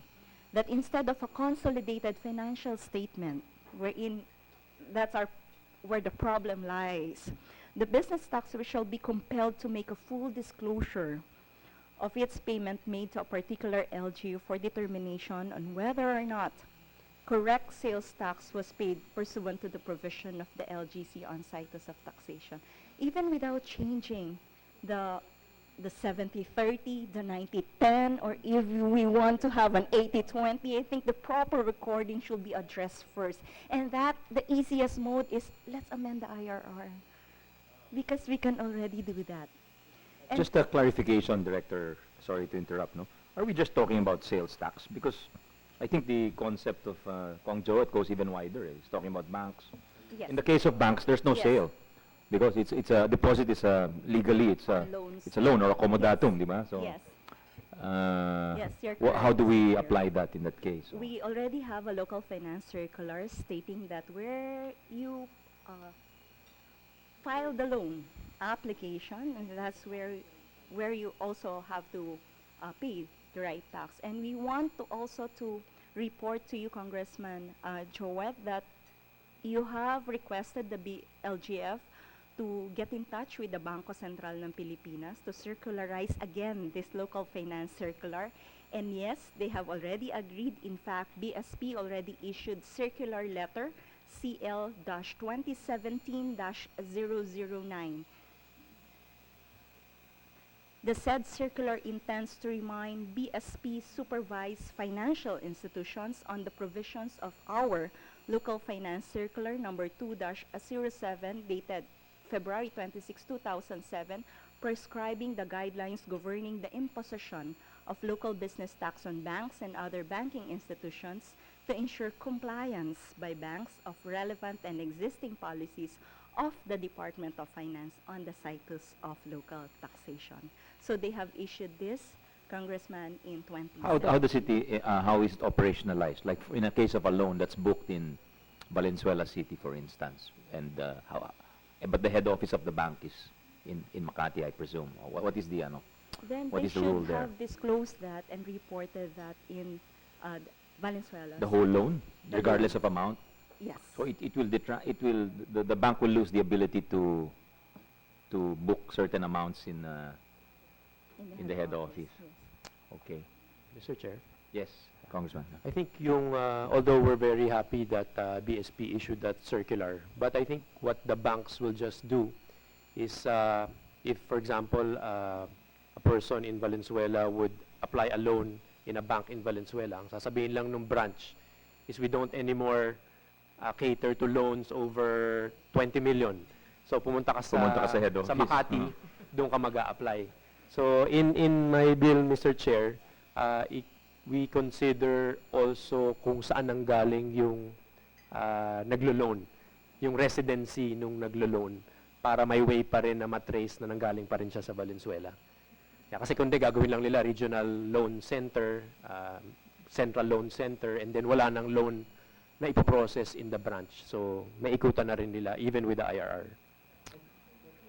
What Congressman Garcia is mentioning is actually the new policies of many banks, if not all the banks right now, that no new loan is processed in the bank, in the branches, and they just throw it to a processing center within a specific area. So yun po ang kalakaran ngayon. Yeah, and Mr. Chair, kung ikaw yung kukuha ng loan and kailangan mo ng loan, syempre you'll travel even all the way to Manila, even from Valenzuela, even from Aurora. You'll travel all the way to Manila to get that loan. Thank you for... Yes, Senator Win. So let me just clarify, Director Pam. So itong Situs na correct na ho to through the correction of the IRR. Is that what I... That is what we are you are proposing. proposing pala. That if Okay. if we can correct through the IRR, even with the present 70-30 allocation scheme, the proper recording of the financial So transactions. in other words, we don't need a law. It's only kailangan lang natin to fix the IRR or to straighten it out in the IRR. That is, Mr. Chair and Senator Gatchalian, is if you still want the 70-30 allocation. Well, But if we we're- want to implement that ASAP. Yes, No? I mean, that the can be local done. governments will greatly benefit Yes. from that correction. And then if the committee feels that kulang pa yung 70-30, then we Yes. can just adjust it. But at least we already, the local governments are already earning from that correction. Yes, Mr. Yes. Ngayon, By all zero, means. kasi zero eh. Yeah, by all means, if you can already improve the implementation of the existing provision, why not? Definitely a good suggestion. Yeah. Kong Joet. Yeah. Mr. Chair, can we ask Ms. Pam if it's possible that this particular provision will also be taken through the IRR, na in case of banks and financial institutions, all transactions entered into by clients residing or doing business in the place where a branch is located shall be recorded in such branch regardless of the place where the transactions are filed, negotiated and approved, and the gross receipts thereon shall be taxable by the city or municipality where the branch is located. In cases where there is no such branch in the city or municipality where the clients reside or do business, the transaction shall be duly recorded in the principal office, and the taxes shall accrue and shall be paid to the city or municipality where the principal office is located. Kaya rin ba yun sa IRR o yun kailangan by law na? Congressman, we'll check the exact wordings and then we'll match it with our local finance circular. If it's also the exact wordings that we have with our local finance circular, and then yes, sir, we can readily put that in the implementing rules and regulation. We will get the exact wordings. Yes. Thank you, Mr. Chair. Thanks, Kong Joet. Next time, I think to the Secretariat, let's invite the BSP also so they can explain their regulation and compliance with the regulation. And also, I guess, the industry also. Para they cannot say that they were blindsided by any legislation coming out of the committee, no? So, League of Cities, any comment, given that many of these corporations are headquartered in the cities? Sir, with regard, we agree that we need to address the issues on the Situs of taxation with regard implementation and changing of the rates. But with regard to the specific rates, we need to consult with our principals first. Thank you, sir. Thank you. Let's hear from the tax experts. Maybe we hear from the BIR, Attorney Raymond Ipio. Sir? Good afternoon, Mr. Chair. Good afternoon, Honors. For the Bureau of Internal Revenue, at the outset, we support the proposed measure, but I would like to put on record our reservation with regard to the technicalities. Yung napag-usapan po kanina, yung administration po kasi paghahati-hati. Right now po kasi consolidated nga po as said also by DOF, by Director Pen. Yung income tax form, kung Yes, ganon. yes, opo. Medyo specialized form for this one's filing in different, Yes. So, mahirap So, yan, Is there any administrative thing that we can implement, Jan? So to capture that division of the payment? Well, right now po, Mr. Chair, kasi bali consolidated nga po and our system captured only yung mga hindi naka-capture yung mas himay. So siguro I need to consult yung mga operations group with regards Isip sa tayo mga siguro ng administrations. Yes po. Sino bang head ng operations BIR? Operation po ngayon si DEPCOM Gubalya po. Sa DEPCOM operations Gubalya po. Umaga? Gubalya. Gubalya. Okay, Yes, sir. thank you. Thank you, Attorney. Maybe hear from NTRC. We have Deputy Executive Director Solomon. Ma'am? Yeah. Thank you, Mr. Chair. At the outset, the NTRC expresses its full support to this initiative to introduce amendments to the provisions of the 1991 Local Government Code. On this particular bill to enhance the taxing powers of LGUs, particularly on the annual fixed tax for every delivery truck and van, we support the proposal to increase the annual tax from not exceeding 500 to not exceeding 1,500 pesos. Although when we computed it, if the local governments implemented the provision under the local government code authorizing them to increase the rate at not exceeding 10% every 5 years, the result would have been lower than the proposed. But if it is indexed to inflation, then this proposal, it's lower. It's even lower. The proposed 1,500 is lower if indexed to inflation. On the proposal to authorize the Sangguniang to increase the tax for every delivery truck or van once every 3 years, based on the guidelines, utilizing the consumer price index as the basis for the increase. Yes, we support this. The proposal to index the rate to CPI will ensure that it will not be eroded by inflation and in order to reflect the real value of the tax. However, sir, on the imposition of the tax on delivery trucks and van, we went over the ordinances of several LGUs, and we observed some things like LGUs implement this tax differently, while the local government code provides that it should be implemented per delivery truck or van. Some LGUs impose the tax based on the type of vehicle. And in fact, there might be a need to provide a definition of delivery trucks and vans in the local government code, because even motorized tricycles and airplanes, in the case of Davao City, are taxed under this provision. So perhaps there may be a need to define what is really the coverage of this tax? Can we hear from the TMAP, Tax Management Association, with President Gallardo with us, sir? Good afternoon, Mr. Chair. On the issue of the Situs of taxation, well, we do recognize that there's a problem on the implementation, but more than that, because when you allocate, the sharing of the LGUs, there might be disputes. No, and we would just like to advance that there should be a body to resolve this dispute regarding sales allocation, and whose decision should be binding upon these LGUs, because we do not want that these taxpayers will be paying more than 100% of their local taxes. Yeah. So we don't mind the allocation, except that the taxpayer should at least pay the 100%, not more. And right now, I think it's the BLGF who's doing the decision making, or disputes are raised to them.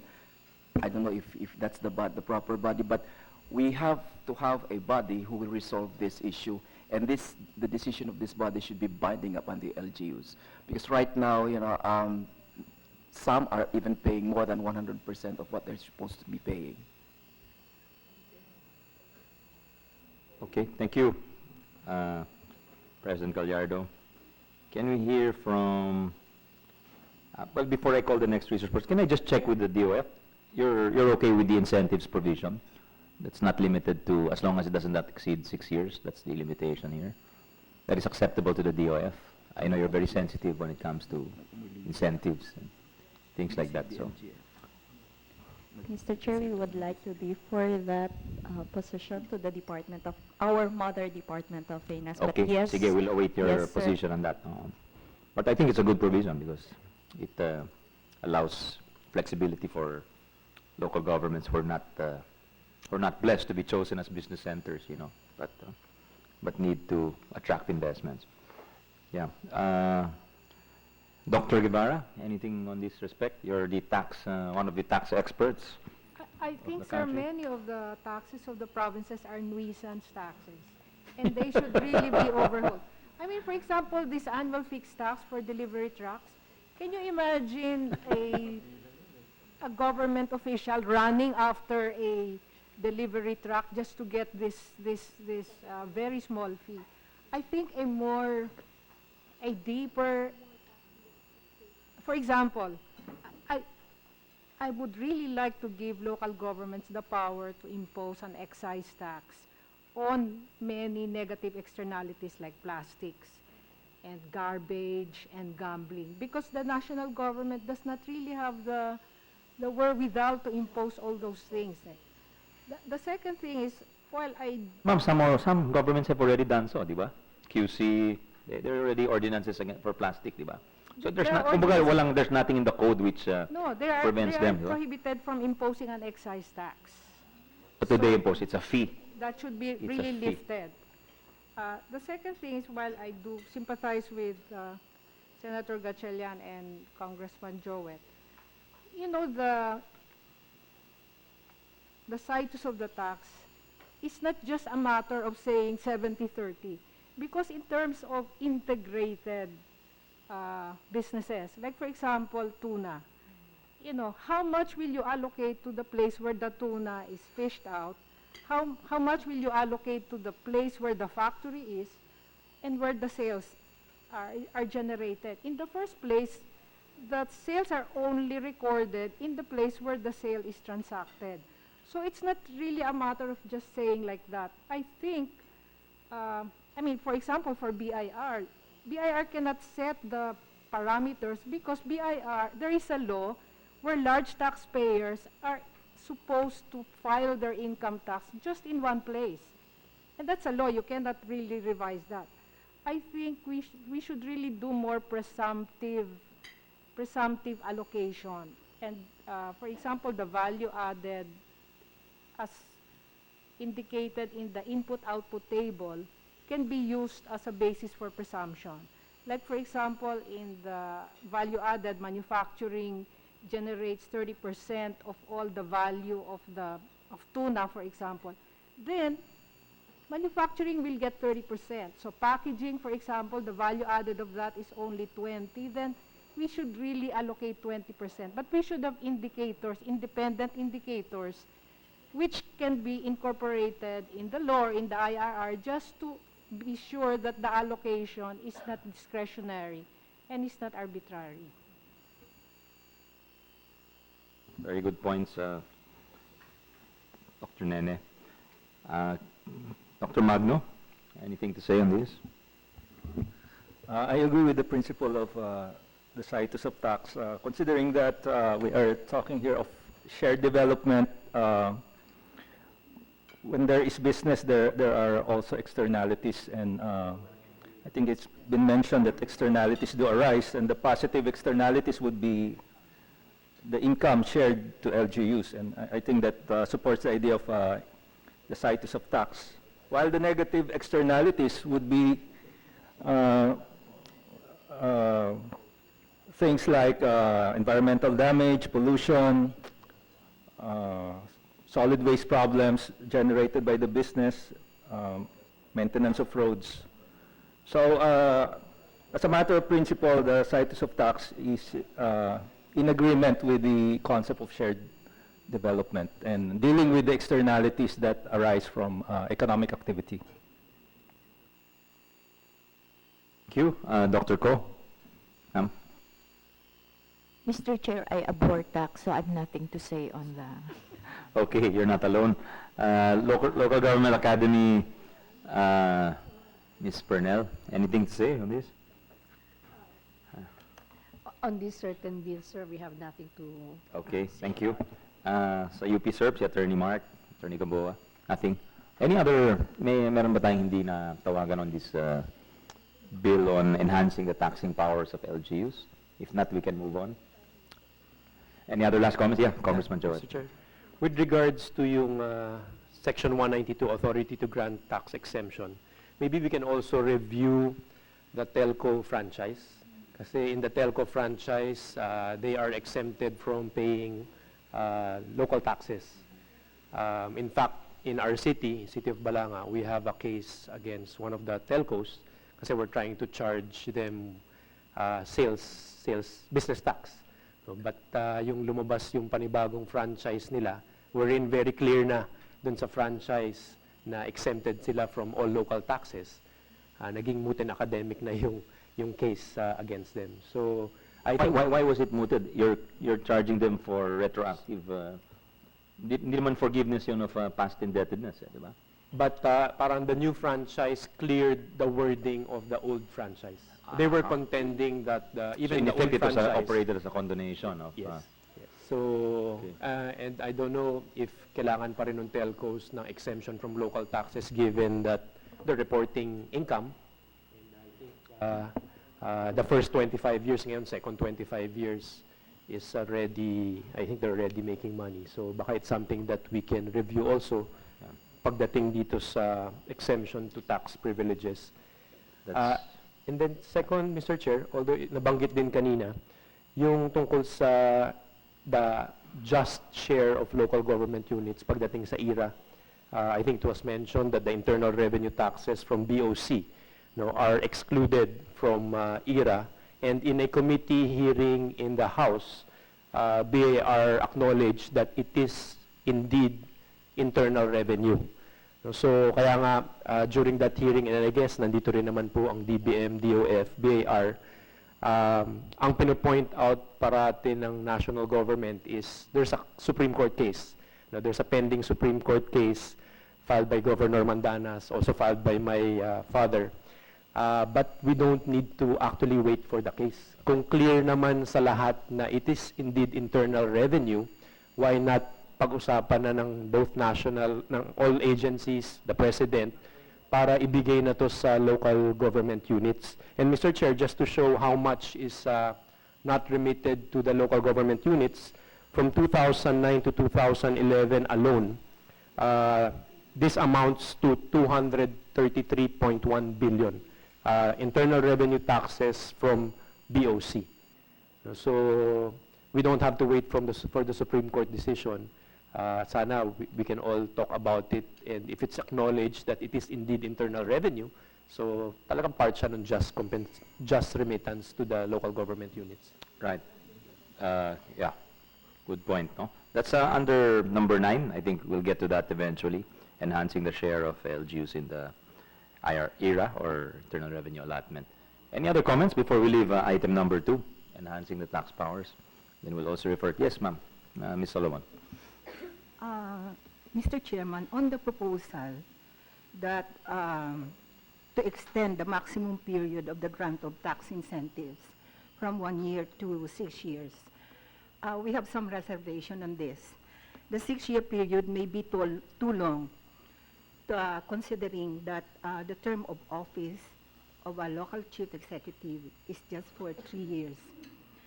And this may deprive succeeding local chief executives the discretion to determine and choose the activities worthy of incentives.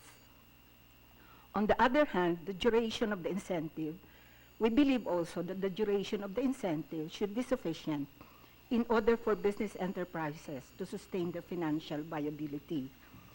Based on this consideration, we think that the extension of the period from 1 to 3 years may be justifiable. Not 6, 3 Not years. 6. Okay, thank you. Comments? Yeah, Dr. Nene. Sir, I just really sympathize with the provinces because I really think we should really do a comprehensive... Lugi sila sa allocation. Kasi hindi po, kasi kahit yung Sa lahat ng taxing taxes powers. nila very weak. For example, the franchise tax, no? I mean, the franchise tax is again a nuisance tax because if Congress gives a franchise, the franchise tax is in lieu of all taxes. Right. So nothing is left to the province. So what is left for the province in terms of taxation powers? Nothing. Wala po. Amusement tax. And in terms of revenue generation, I think Wala. sand and gravel, di ba? May sand and gravel sila. Quarrying, oh. Ano pa kung naiiwan sa probinsya? No, that's a good point. That's a good point. I think we have to rationalize the taxation powers because I think if you look in China, in all these different jurisdictions, the local governments are quite powerful economically, if not politically, no? Not so much politically. Sa atin, maraming political power, pero yung economic power, medyo dehado sila, no? So that's something maybe we might want to address. Laki ng tao ni Ms. Sanchez. Pwede kayo mag-suggest ho, because we're open to those, no?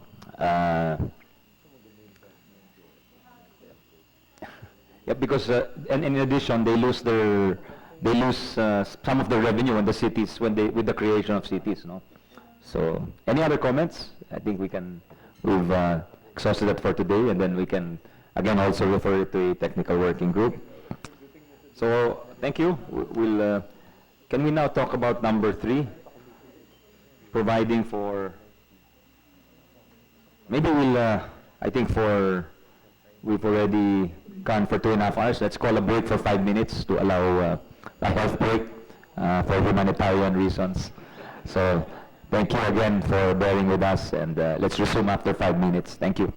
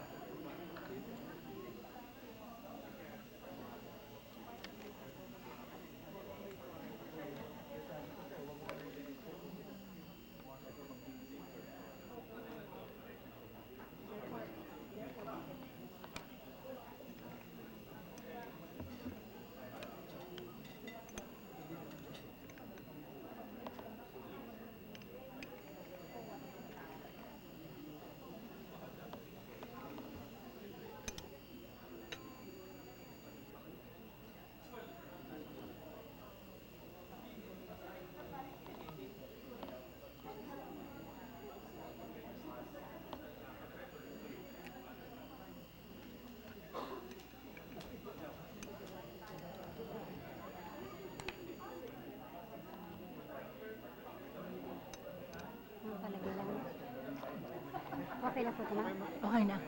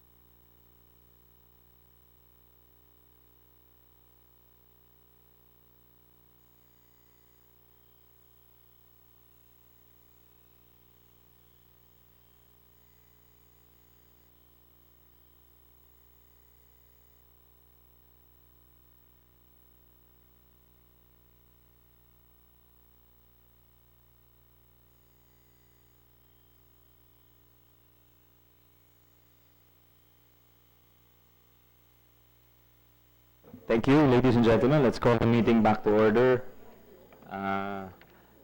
If we could take our seats and move on to item 3A3 of the agenda. That is providing for business-friendly tax remedies. Again, we give the floor to Mr. Fabre and Director Bonagua for a presentation of the recommended measure. Sir? Thank you, Mr. Chair. The draft bill on providing for business-friendly tax remedies in LGUs. Before I start, I'd like to say that this is actually the complete recommendation of the Philippine Chamber of Commerce and Industry and the Philippine Management Association of the Philippines. During the consultations, they discussed a draft bill which we basically formatted for them. Okay, what are the issues? One is need for greater clarity and predictability in the business environment. There is non-compliance by LGUs for proper posting. LGU lapses, non-adherence to the conduct of public hearings for approval of tax ordinances. LGU non-observance, as well as need for greater clarity in the application of legal remedies afforded to taxpayers. And then lack of administrative recourse for taxpayers in cases of disputes on local taxes. The current situation is expensive for taxpayers, especially those engaged in business, because they have to go to court immediately. So there are several amendments, amendments 59, amendment to section 59 to make the local tax ordinance effective 15 days following publication, unless another period is provided. Sections 187 to 252 will institutionalize legal measures aimed at curbing the practice of local sanggunians to promulgate tax ordinances without the benefit of public hearings and or proper notice.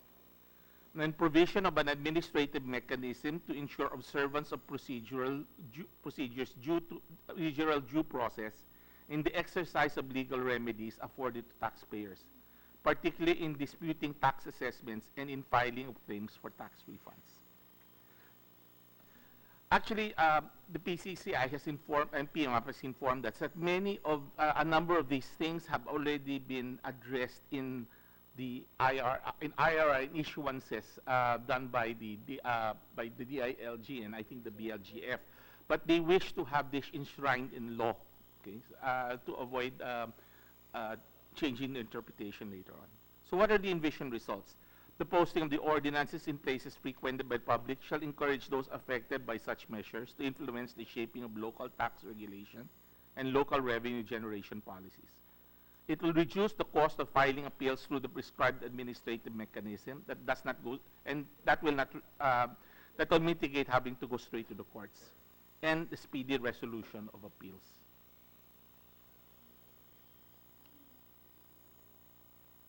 That's it? That's it. Yeah, thank you. Thank you, Mr. Chair. So it's basically procedural. There's no substantive change in the tax provisions of them. Okay, so I guess we have to, first ones we'll consult are the leagues, the League of Provinces, the LCP. So Ms. Sanchez? Yes, Mr. Chair. So we basically support this bill. However, there's just a provision on section 4. So our comment there is absent a requisite payment. It is deemed that a business enterprise has not applied for a business permit. So therefore, they don't have any grounds to file a protest. Unless there is payment, that's the only time you can protest. But without a payment, that means no protest po. Yun lang po yung ano namin dyan on this provision. So, okay. What does the ADB say there? What do you say to that? Sounds, yeah.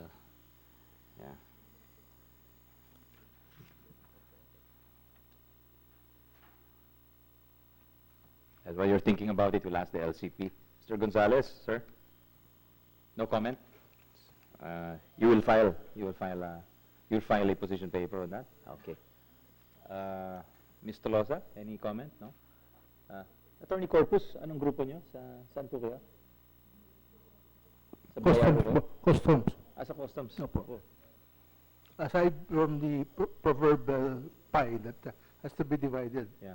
Wala ko kami masyado. No, no, We no, defer, no. we defer to the position of the DOF. I see. Thank you, sir. Thank you, sir. Any comments on these procedures? I think it's relatively straightforward, and as they said, it's a codification of existing regulations and practices. Any? Yeah? If not, we can move on and await your written position papers. That's great. Okay, thank you. Again, we'll refer that to working group and await written submissions. But that's relatively straightforward. So now we can go to A4 of the agenda. That's rationalizing credit financing in LGUs. Mr. Fabre, please. Thank you, Mr. Chair. Okay, the issue here is that the LGC has provisions which have been interpreted to provide a preference for GFIs as depository banks, giving them an undue advantage over private banks and constantly crowds out the private sector. Subnational borrowing is important if LGUs are to be able to finance lumpy investments on local infrastructure. So that is essentially the key, and the main provision is that with respect to Section 296, exclusion, let me start with 311, which is the key, which is the removal of the preference for GFIs as depository banks of LGUs.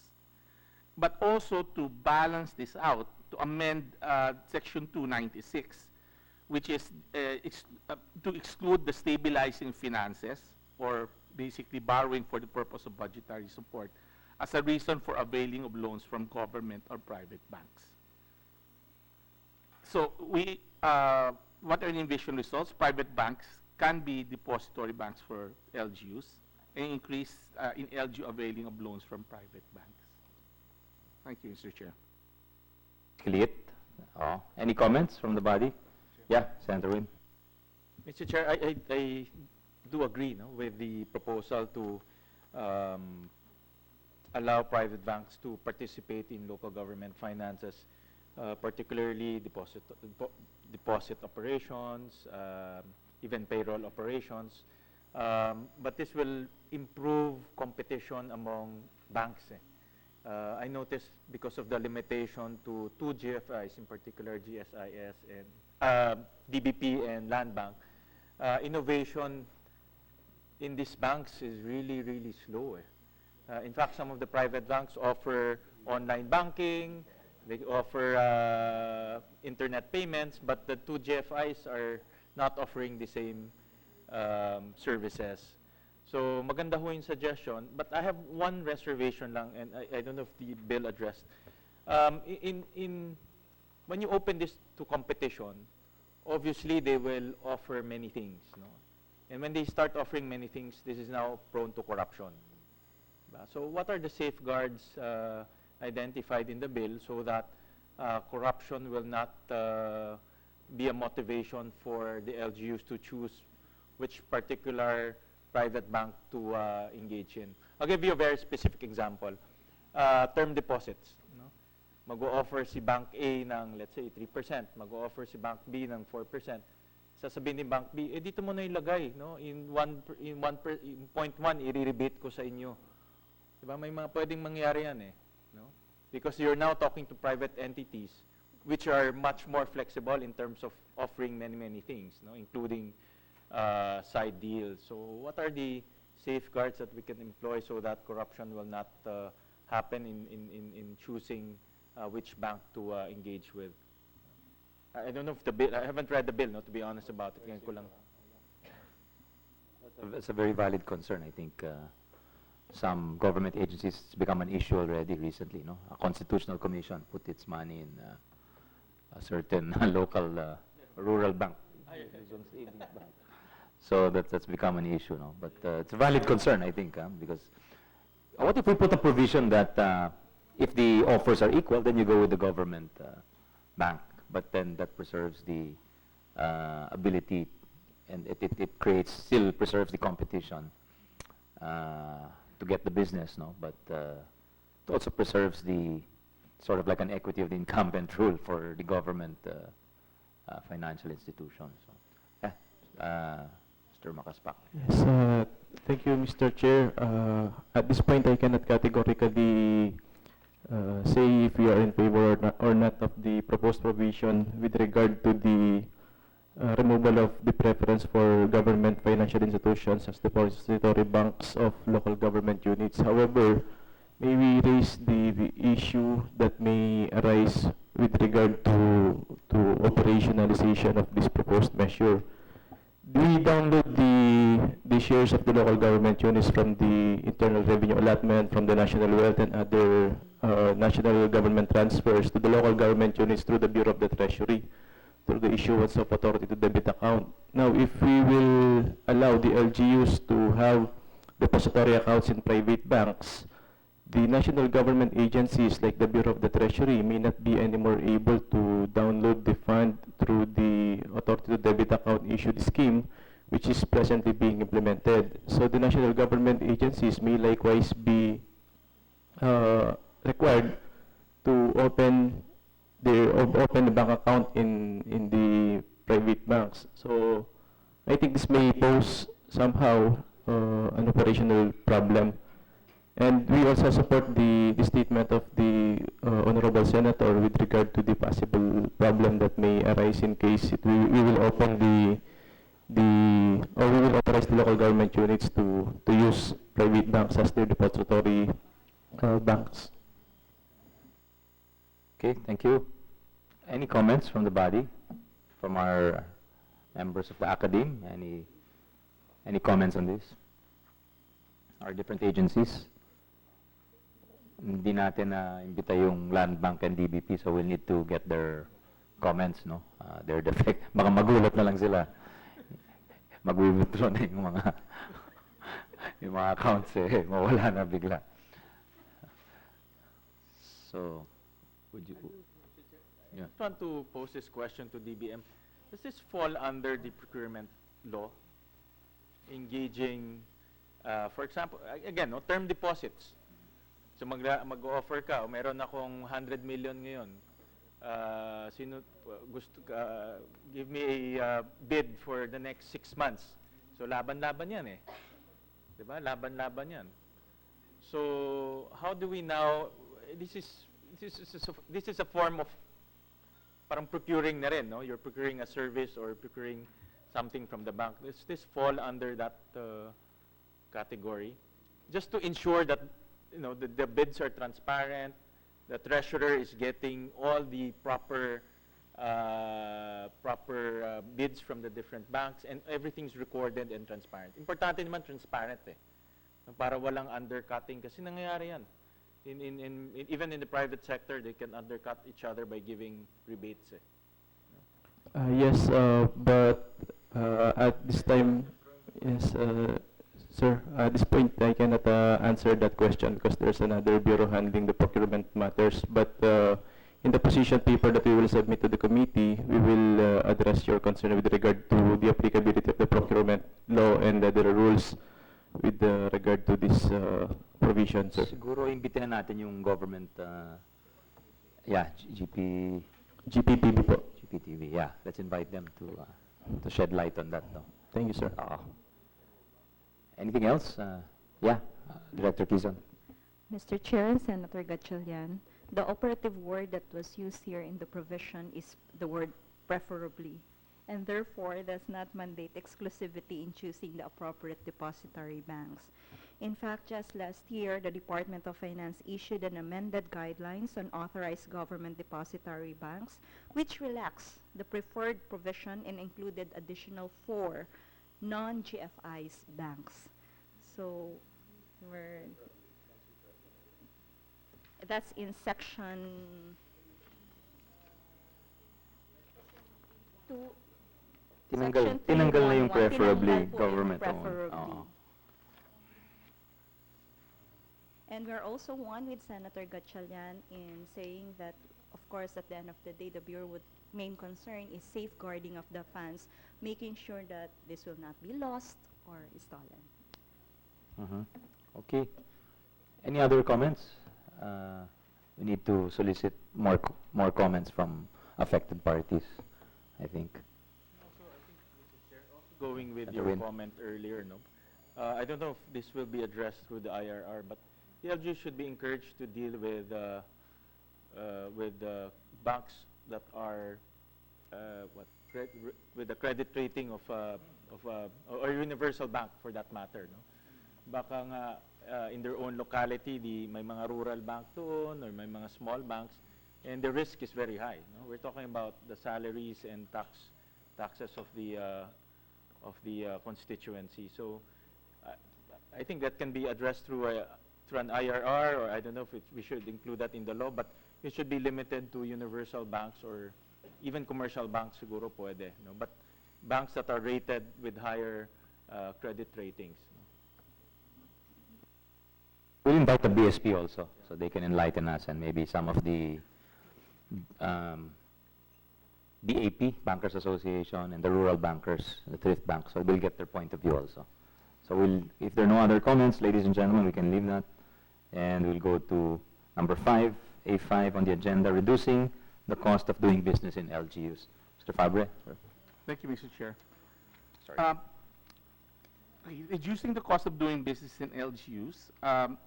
The issues are in Section 147 of the LGC and Article 233 of the LGIRR, which provides that fees and charges should only be commensurate to the cost of issuing the license or permit or expenses incurred in the conduct of the necessary inspection or surveillance.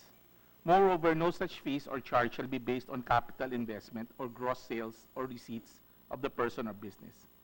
LGUs imposing exorbitant fees and charges from business enterprises are sometimes not mindful of their implications on the local business environment. Business enterprise investors are forced to locate businesses in LGUs, imposing lower fees and charges, rather than more strategic business locators, or LGUs, have higher impositions. I'd just like to say that it's not, more often than not, it's LGUs not really knowing how to impose the fees and charges. That's the reason. I mean, there is no real intent most of the time, not real intent of extracting as much rent as possible. So it's the not availability of guidance in these issues. So what are we proposing? We're proposing to amend Section 1.1 to clarify the definition of fees and charges. There's sometimes a confusion about these things. And then amend sections 147, 149, 152, 153, 154, and 155 by mandating the oversight agencies, NEDA, DILG, DBM, and DOF, to provide guidance in the setting of fees and charges, and LGUs to incorporate this guidance in the design of their impositions. With guidance for the OAs, we expect that the establishment of standardized sets of parameters and procedures for the setting of fees and charges, increase private sector investor interest, and improve revenues of local enterprises, since local taxes are imposed fairly and efficiently. Thank you. Thank you, Mr. Fabre. Can we hear from the LPP? No comment. LCP? No comment. DBM? We will defer to the position of the Department of Finance. Sir. Okay. Director Quezon? Yes, right now, Mr. Chair and Senator Gatchalian, we are already doing joint work with the DILG on setting and determining the amount of reasonable fees for the LGUs. Now, to institutionalize this, we are recommending a secretariat or a task force similar to that of the national level, because at the national level, before the national government agency sets fees and charges, there's a task force in charge in reviewing those fees and charges. We can have that similar setup at the local government units, not setting the fees and charges, we would like to emphasize that, but setting the guidelines and the parameters for the reasonable fees and charges. Okay. Any other comments for this? Dr. Guevara? I think the reason why they impose exorbitant fees and charges is because their revenue-raising powers are so limited. So I think even before we do this, we should really revisit the entire Universe of universe. revenue Because raising. These are just, you know, the trees, but really the forest should really Yeah. be revised. Right, right. Wala bang ni-recommend si Dr. Manasan dito? She was, I think, in charge of the, yeah. But walang additional, she did not recommend. Baka merong naiwan na accompanying, it's part of the universe. Wala naman. Okay. Yeah, but yeah, maybe we can expand the powers granted to ano. Any other comments? Not, we'll leave it for the moment and go to the next. Yeah, if there are no other comments, we'll leave that. Yeah, Director Solomon. On the proposal, Mr. Chairman, to delete the word charges under Section 147, we think that this will prevent municipalities from recovering the cost of services that they render to their constituents. It is suggested that in order to clarify this provision and allow municipalities to collect charges on service rendered, the word charges be retained and to add there to the phrase for services rendered or conveniences provided. Because under Section 139, under common revenue raising powers, municipalities, all LGUs, are given the authority to impose fees and charges. So I think we do not agree that the word charges be deleted from this It will provision. affect also the larger. Yes. Any comment from Mr. Fabre on that comment of, is it okay to keep the charges? Yeah, since it's already mentioned in. Yeah, I think you have to look at both sections 1, 2, and 3 Together. The reason it was, yeah, because we just clarified. When we talk about charges, we talk of things like rental charges, because I think there's such a thing as municipal fees, but municipal charges, we were unclear there was such a an imposition. But won't the deletion parang baka ma-interpret yan na it's an implied repeal of the power to, hindi naman? No. Well, in Section 3, we talk about rental charges. Okay. But we're willing to look at any comments based Yeah, on the okay, revised, I think, yeah. yeah, all right. Any other comments? No more? Okay, thank you. We'll again refer it to the same working group for more consultation and polishing. Can we now go, ladies and gentlemen, to A6 of the agenda, simplifying local taxes to enhance tax compliance. Mr. Fabre? Thank you, Mr. Chair. This is really focused on the local business tax. The graduated local business tax rate schedule for different types of businesses generally complicates local tax administration. The structure is aggressive, imposing higher effective tax rates on smaller businesses related to larger ones. In addition, disparities in effective tax rates with respect to size and type of business tend to provide avenues for tax evasion.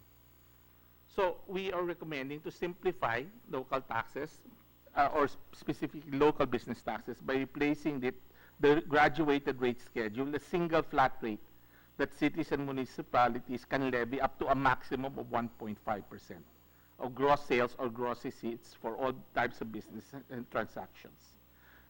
This is in other words, if the LGU decides to come up with a schedule, then they create their own schedule. But but they don't need anymore to follow what's in the code.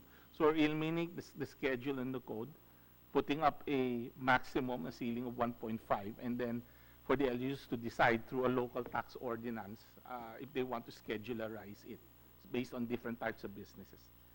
And we stipulate that the payment of local business tax to be made not later than 31st of March of the current year. In 2013, total collections from business taxes of all cities amounted to 41.1 billion. If the 0.83% current effective rate of business taxes cities is increased to 1.5%, then incremental revenue would amount to about 36 billion. In the case of municipalities, assuming a 1% effective rate, incremental revenue from business taxes would amount to 4.6 billion. Thank you, Mr. Chair. Placing a ceiling, basically. Yes. Placing a ceiling. Okay, any comments from LPP? No? LCP? Mr. Chair, we basically agree with the proposal Okay. to apply our tax rates Okay. because with the current rate, we see that it's aggressive in terms of smaller businesses, in terms of revenue. They pay more taxes in terms of percentage. Okay. Sige. Any other comments from the body? DOF? It pertains to finance and revenues. So. Yes, Mr. Chair, the Bureau supports the proposal for an imposition of uniform business tax because this will simplify administration of the business tax regime. We, however, would like to take note if the 1.5% is already reasonable. So we'll just need an evidence for the study of the 1.5%. I think we need to consult also the business sector, no, to see if they feel that's a reasonable rate, no, because they're the actors on the ground. So. And last on our note, Mr. Chair, since the classification of business will not be anymore be included in the amendment, so therefore we would like to include that industry be classified according to PISIC or the Philippine Standard Industrial Classification for harmonization and synchronization of the data. Ano ba yun? How do they classify? They have a one full volume of the industry classification of business. Thank you, Mr. Chair. You're raising your hand, Director. Yeah, please. While we agree, your Chairman, Your Honor, that the imposition of a single rate will simplify tax administration of the local business tax. It's not really imposition of a single rate, di ba? A maximum. Yeah, you're just imposing a ceiling, I guess. Yes. So we might, maybe let's be precise kasi we might be misleading people. If you say, baka umalma kagad yung local government, parang amin yan di ba? That's our power. So it's imposing a ceiling, I think is the more accurate statement, However, we would like to raise a caution that the imposition of 1.5 rate may affect the revenues of the cities and municipalities on one hand, and the tax liabilities of businesses on the other. Based on the tax schedules of 29 LGUs, 17 cities, and 12 municipalities, we found out that the effective LBT rate, local business tax rate, is about 0.72%, which is lower than the 1.5% being proposed. So this means that while if LGUs, most of LGUs will adopt the maximum rate, this will mean an increase in the revenue. However, this would also mean higher tax liability on the part of I was going to ask about that, and see Senator Win on the side was saying, are we prohibiting a schedular type of tax here?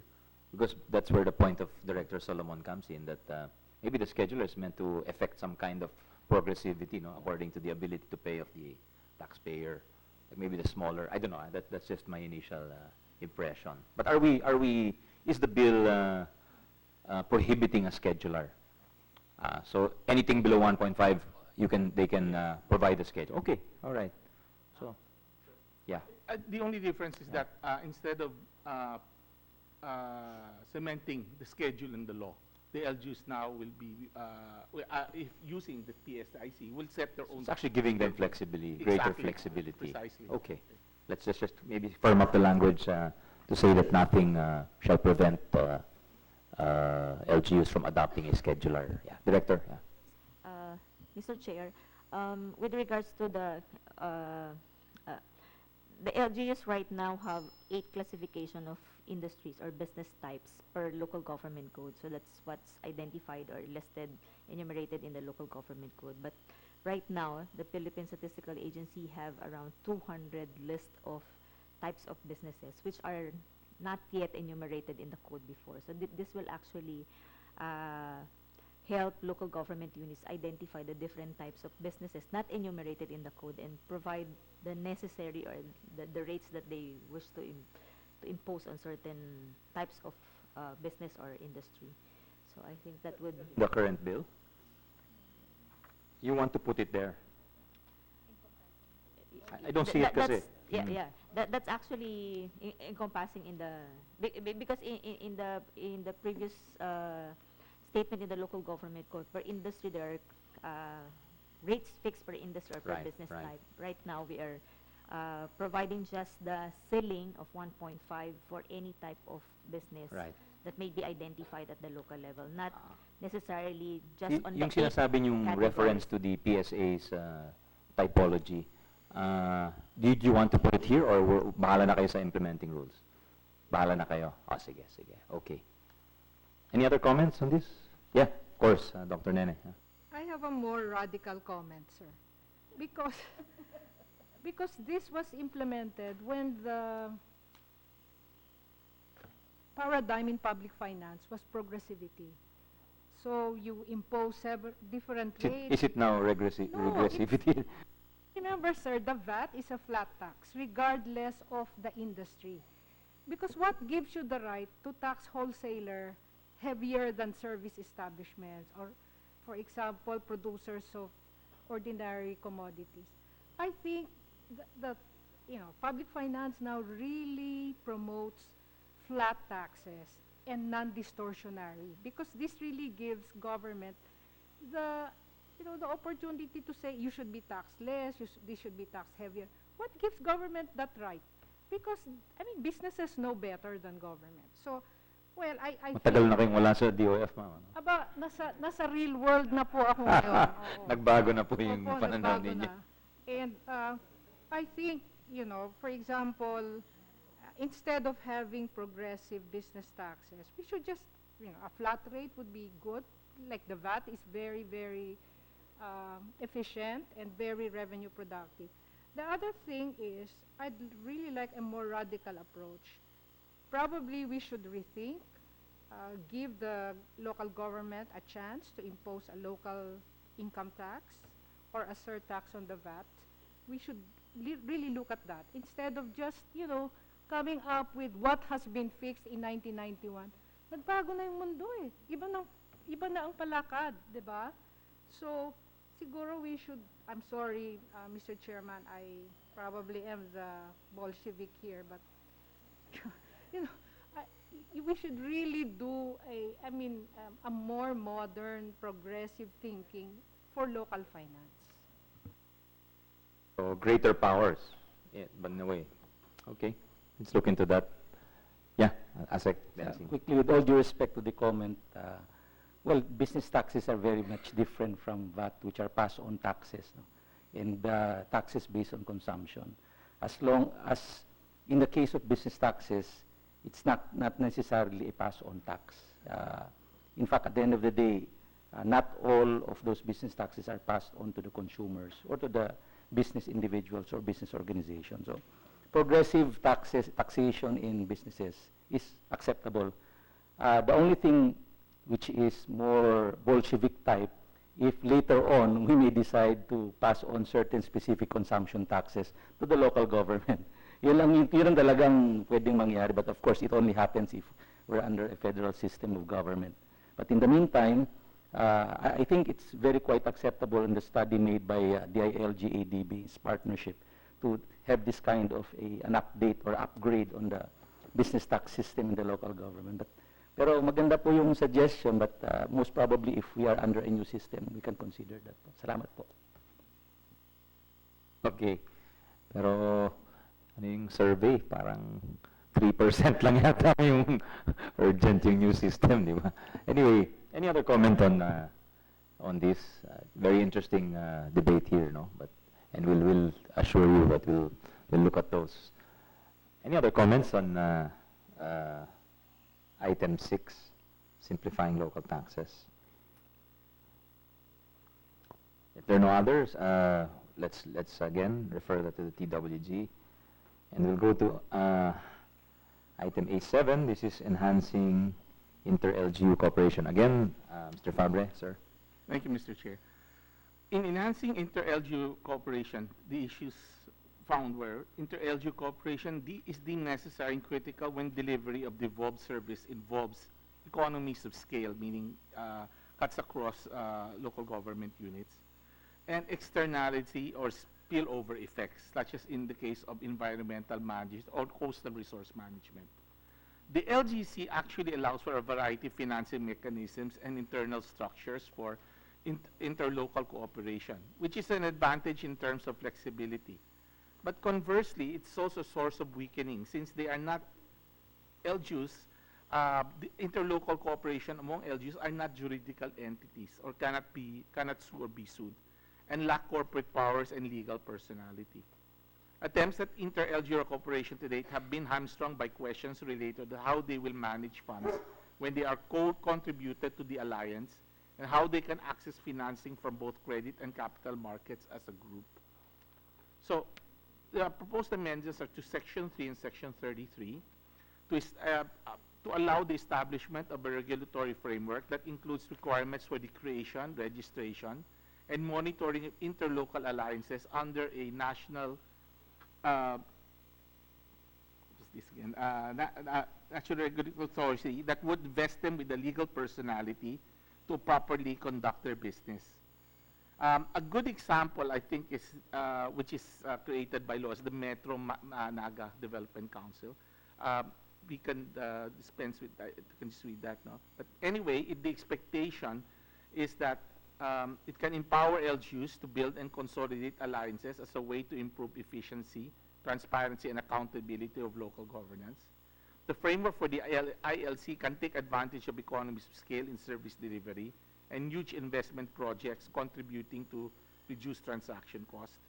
And formal alliances could contribute to political and technical coordination of national policies. Thank you, Mr. Chair. Thank you. Is there any way we can further incentivize the LGU cooperation? Is there something in the bill which incentivizes them? So we're talking about legal arrangements, but is there something to incentivize? Meaning, if LGUs group themselves together to deal with traffic, to deal with waste management, and then they will be given assistance, something along the lines of the seal. Meron bang ganong, can we think of something like that? Because unless there's a reward, I don't think LGUs will want to give up that power to decide, no, yung sovereignty nila, autonomy nila. So, anyway, that's just a thought, no? Yeah. Dr. Ko, you were raising your hand. Mr. Chair, can I read my notes here on the inter-LGU cooperation? Depende, ma'am. Baka isang libro naman yung notes ninyo. Maiksi lang. Kasi marami ko kayong naiisip eh. Sure. Sige, ma'am. Yes, please. I call it, hashtag self-rule, shared rule. So, may element ng self-rule. I agree that we retain the self-rule. I'll come to that, no? There are some functions of local governance that rationalize continuity and consistency in providing the fundamental services to the by the local government to communities. But there are also other functions that rationalize aggregated territorial response. Sabi ng isang scholar, si Rod Shelder, sabi niya, administered space is the language of the century. And by the administered space, it means an approach of management where contiguous territories are bonded together to implement shared functions. And what are these shared functions? The shared functions can include, under our current setup, traffic management, solid waste management, the spread of housing and settlement and the industries that would generate jobs in urban areas, and the planning of infrastructures that would build market and trade, facilitate better service access, and so on. While basic services are done by cities and municipalities through self-rule, hindi aalisin yung provision, role ng basic services sa municipalities and cities. Some of the governance aspects of local government are better done by shared rule. Bakit shared rule? Kasi the reality at the moment is that there are certain problems and threats to the current arrangement of local government which are shared actually by territories that are adjacent to each other. But not only adjacent territories, even territories that are cut up by waters, such as islands, could also be linked to peninsular territories if only to grow the economy, to link the poor areas to the market and enable them to benefit from their connection to the relatively advanced sites. In the academe, ang tawag namin the hub and spokes system, where the advanced areas connect to the poorer ones, where the advanced areas can serve as the lead and the center, while other areas serve as satellites benefiting from the partnership. In this regard, the amalgamation takes shape and the interlocal cooperation results in other benefits, including decongestion of key cities and urban areas, and there is a spread of development outside the city. Ang example po dito yung Baguio, which if we combine adjacent territories, can have a Metro Baguio, no? We call it the metropolitanization. So in this particular case, the Baguio City, which suffer from environmental decay due to pollution, waste management, encroachments on watershed by informal settlers, exponential population growth and deforestation, the viable option is the development of Baguio, La Trinidad, Itogon, Sablan, Tuba, and Tublay to become a Metro Baguio to decongest the city and spread development. So this actually approximates some kind of a federated local territories. But it has to be done in very rationalized way. Our scientists, ino-offer ko na po ang mga scientists at planners ng UP, which because we have initiated a mapping, no? Si Attorney Gamboa is one of them, a mapping of our territories where there are iterations of areas using, for example, biodiversity and resources, and including the water system, the watershed system. So meron nung itong map na ito. But to also say, I agree with this in the sense that we have to put the areas together. Is this possible under the local government code? Yes. Chapter 2, Book 1, Section 6 and 7 says, the local government unit may be created, divided, merged, abolished, or its boundaries substantially altered, etc. Ang isang value din ng shared rule is that we resolve conflicts regarding affiliation of disputed barangays, which is common among between municipalities, no, or between territories. How else could the interlocal cooperation be carried out?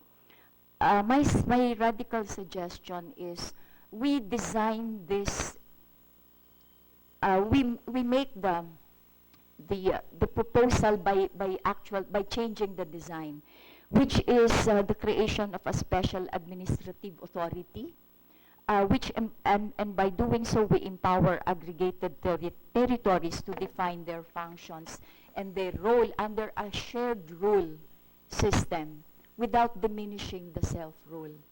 And the scope of responsibilities and the powers should be defined by such instrument. So I think given this, posibleng gawin, and I think we should seek the help and the assistance of technical people kung paano yung gradual or incremental piloting and testing, and then until we're able to cover more regions or more subnational territories. I think that's it. So I think it's beyond responding to having interlocal cooperation na sisterhood type. We go beyond it, and we do it by design. So the change is by design. And I think we retain the legal instrument by doing it, as I said, creating a special administrative authority for doing it, or by really merging territories, and that means tweaking really the local government code. Thank you, Mr. Chair. I really agree with the ideas behind mentioned. No? In fact, it's not just responses to existing problems, but also maybe benefiting from the clustering effect that you're hinting at, and also you look at ability to produce goods and supply goods, markets, you know. I mean, each small town wants to have its own palengke, you know, actually competing with each other rather than having one for 3 maybe or 4.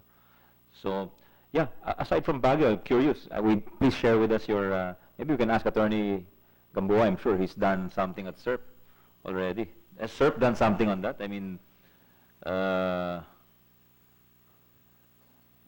regarding possible clusters of development.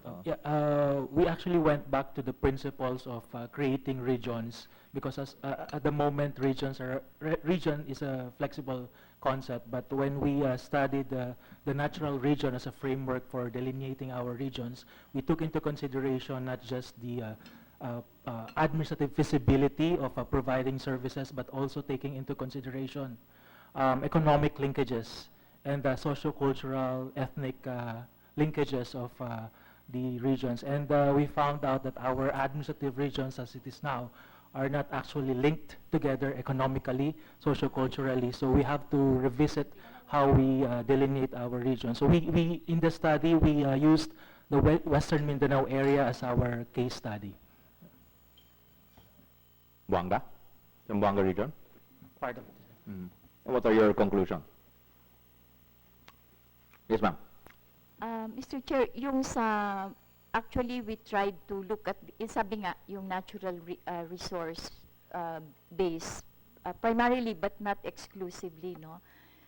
Parang the 3 provinces of Basilan, Sulu, Tawi-Tawi, which they call themselves as island economy, Kasi nga, ang resource nito galing sa marine water. And that's where, that's a big economy by itself. It can grow.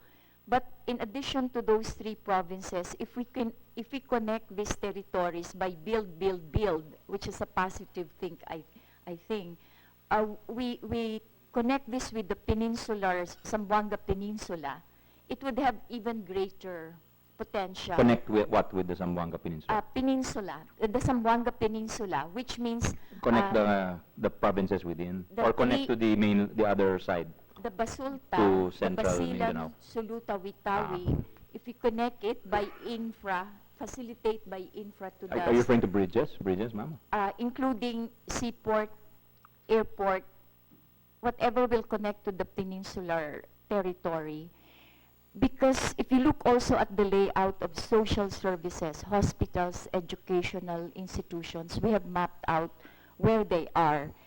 Yung mga malalayo, yun talaga rin yung kukonte ang basic health and educational facilities. But it's in the peninsula where it thrives, although hindi pa sufficient.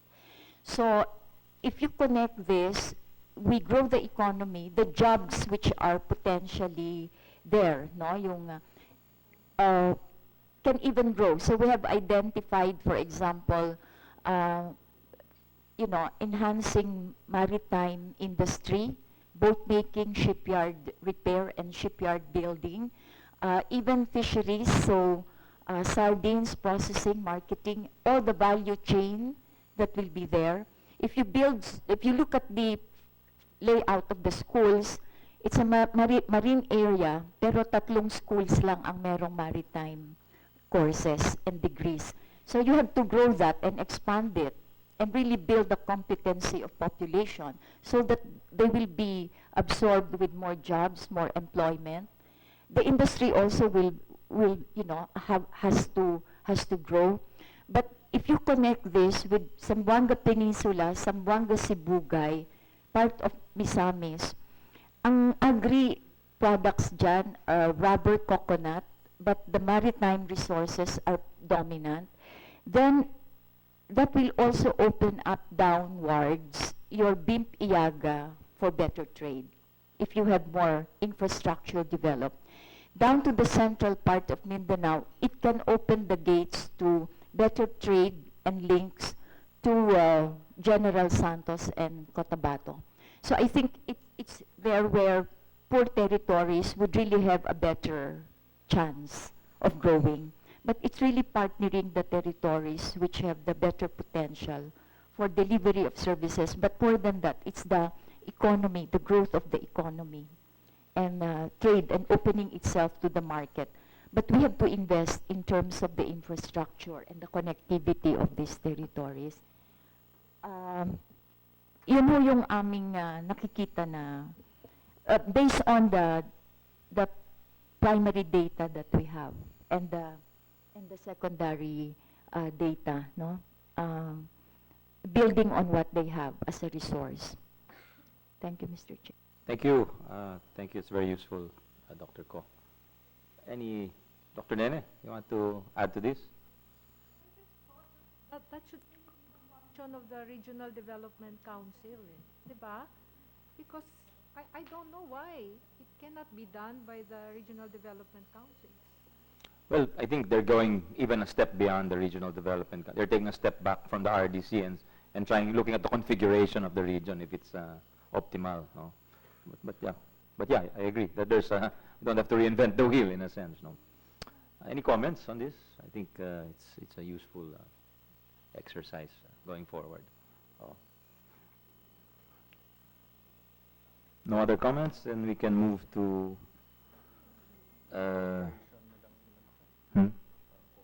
Yeah, we'll maybe hold that one until we come up with firmer ideas on how to encourage. I don't know if Director Ana was here earlier when we said baka pwedeng i-incentivize yung various, especially the smaller municipalities or even barangays, how to give them a carrot to encourage them to cooperate with each other and have some kind of scale for various activities, no? May ganun ba tayong yes, Your Honor. activities? In the previous years, actually the DILG have a program on clustering of local government units, particularly those that cannot provide services for themselves and need the help of maybe a bigger LGU beside them or adjacent to them. So that is just basically the purpose of the clustering of local governments. But this particular proposal just, well, short of the bigger the bigger picture that they are proposing. This is just providing a group of LGUs which we currently have right now, a legal authority for them to group together to source funds together as a group so that they can provide or address common needs like planning for ecosystems to address climate change, implementation of urban-based services. So that's just basically the purpose. Could they do with this bill that they couldn't do right now? I'm just wondering. The usual problem is that the group that are formed by a memorandum of agreement of the LGUs do not have legal personality as a group. So whenever they borrow as individual local government unit.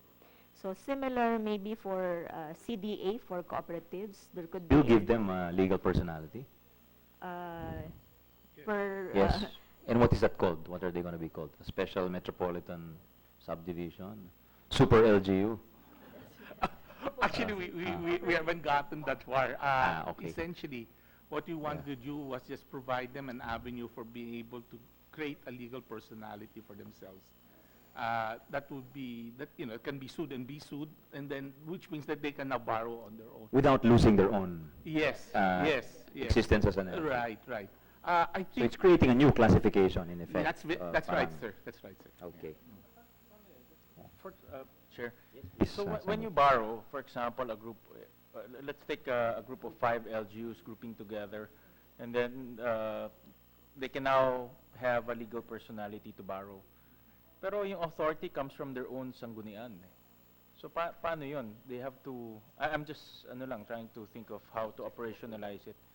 So all of the sanggunian should approve? All the LGUs should approve? Ganun ng Case for memorandum of agreement that they have to agree to join a particular group and even provide funds for a group program or a group activity. So dapat unanimous parate? Yes, sir. Kung hindi sila unanimous, the project cannot move forward. Okay. In addition, essentially this stems from the fact that we were aware that a number of LGUs have wanted to group together. But when it came down to being able to decide on the nuts and bolts of who's going to borrow how much, it became very complicated. So they decided not to do that anymore. So in terms of a need, there is, and the problem there being is that about what was it, about 8 years ago? Roughly about 8 years ago. The DILG requested a opinion from the DOJs asking if LGUs can create corporations. And they were explicitly told that, that only natural persons can become corporations as provided by the Corporate Code of the Philippines. Given that this was the one avenue that we thought would be possible to do that by creating an agency that would register them as a corporation the same way that the CDA would for cooperatives. Okay. Any other comments? Again, but hopefully we can pursue that, some way of incentivizing them to group. Parang it's admirable that you've shown them the way, to do it, but something to push them, give them a bit more of a push, siguro. I don't know, maybe counterpart funding from the national government, something like that. So if no other comments, yeah, we're almost going on 4 hours, so now go to number 8, updating requisites for creating LGUs. A lot of people are clamoring for this, so I think, yeah, we'll give you the floor again, Mr. Fabre. Thank you, Mr. Chair. In updating the requisites for creating LGUs, we wanted a consistent principle for doing this. And so the issue here is we needed, looking at Republic Act 9009 enacted in 2001, it amended the income requirement for the creation of cities. This changed the basis of income requirement from annual average LGU income, inclusive of IRA, to average annual locally generated LGU income. So basically locally based income as the basis for their classification as a city. And increased the income requirement from 20 million in 1991 prices to 100 million in 2000 prices. Now, however, even that changed, the same was not held true for the other LGUs. So provinces, HUCs, and municipalities still used a outdated methodology for its classification. And to a large extent, this may have caused the unrestrained conversion and creation of new LGUs. So what is expected, what we propose is amending section 442, 450, 452, and 461, which are the requisites for the creation of municipality, city, highly urbanized city, and provinces. Based on an income requirement which is founded on average annual locally generated LG income with the following thresholds. Municipality, 12.5 million in 2000 prices, or 22 million in 2016 prices. City and province, 100 million in 2000 prices, or 178 million in 2016 prices. Highly urbanized cities, 250 million in 2000 prices, or 445 million in 216 prices. So this will push what do we expect will happen? This will push LGUs to increase their locally generated income in order to qualify for conversion. It will also, and based on estimates by DOF and BLGF, create 10 new cities from 10 municipalities, and 39 cities will be converted into highly urbanized cities as of the analysis, which was about roughly last year. Thank you, Mr. Chair. The income, not the other metrics? No. Hindi na, okay. Any comments? League of Provinces? Yeah. So, Mr. Chair, yeah, we agree there is a need to rationalize the creation and conversion of LGUs. However, we have a little, we have a little reservation on pegging the income from locally generated, especially for provinces po.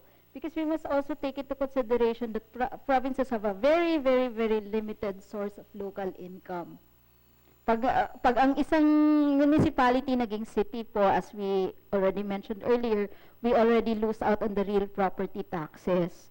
So yun po, as far as provinces are concerned. Although we really have nothing on increasing the threshold for municipalities becoming cities. Because at least the implication there is once a municipality becomes a city, they must be urbanized enough and they must be financially stable to support themselves. Kasi po ang mangyayari, pag ang isang municipality naging city, magiging dependent rin yung, especially if it's not financially capable talaga, it becomes dependent on the province. Kaya lang, ang province, wala nang nakukuha from a component city. So, and then at the same time, we also suggested, since Mr. Fabre mentioned that there will be no other adjustment on the other metrics, we also suggest that probably we need to review the population thresholds here. Because when the population thresholds were set in 1991, we only had a population of 40 million, and now we are already around 105 million. So mangyayari if we remain with the current thresholds, baka dumoble pa po yung number of municipalities, number of cities, and number of provinces. Kung if you just base it on the thresholds. And then, yun po yung setting pa rin when we set the, I'm not sure kasi I'm not really an economics person, but the problem with the setting of the amount, pegging the amounts na naman po, isn't it we're going to encounter the same problem as we had in 1991? I'm posing this po as a question because I'm not really an economics person. Yun lang po on the part of the LPP po. Thank you, Ms. Sanchez. How about the LCP? Mr. Gonzalez? Mr. Chair, we actually agree with the position of the League of Provinces that we need to update the requirements for for conversion, especially for municipalities vying for cityhood, and we must keep abreast with the current prices. That's it, Mr. Chair. Thank you. Any comments from our resource persons? This goes to, I guess, governability also, no? Maybe we should ask our academicians, yeah. Attorney Mr. Chair, I would just like to ask the DILG, what's the basis for the amount? Was it just adjustment based on the CPI. price index, or did we consider the services that have to be rendered by the LGUs as well as the population of the LGUs in terms of identifying what amount is to be considered in creating the LGUs? Yeah, the DILG could answer. Was it just a CPI computation, basically? Maybe differ with the opinion of the OF, DLGF. Oh, sure. Yeah, Director Quezon. Yeah, Mr. Chair and Senator Gatchalian, yes, based on our computation, it seems that the proposals, the amounts indicated in here are really based on adjustments of the inflation and rationalizing, of course, with RA 9009 adjustment with the cityhood requirements, conversion from municipality to city. Okay. Yes, but I agree with. Maybe if there we'll welcome any other suggestions for metrics. I think the LPP and the LCP already suggested taking a look at the population. I think that's a valid concern also, because we seem to be rewarding having babies here, no? Yes. And to the detriment maybe of less active municipalities. And Professor Ko, do you have any ideas here on how what is the optimal creation criterion? No? Yeah, it's a definitely a difficult question. Meron ba bang gusto mag-contribute? We welcome any contributions. Yeah. Yes, Mr. Chair, thank you. Actually, my comment is not on the requisites for the creation of private cities and municipalities, but I noted that the requisites for the creation of barangays was not considered. So under the local government code, the provincial governments and the city governments through their respective sanggunians are empowered to create barangays. However, the barangays created by the said local government units under the law are not entitled to internal revenue allotment. And last year and also this year, several local government units or several barangays have been recreated by Congress purposely to include them in the computation of the internal revenue allotment.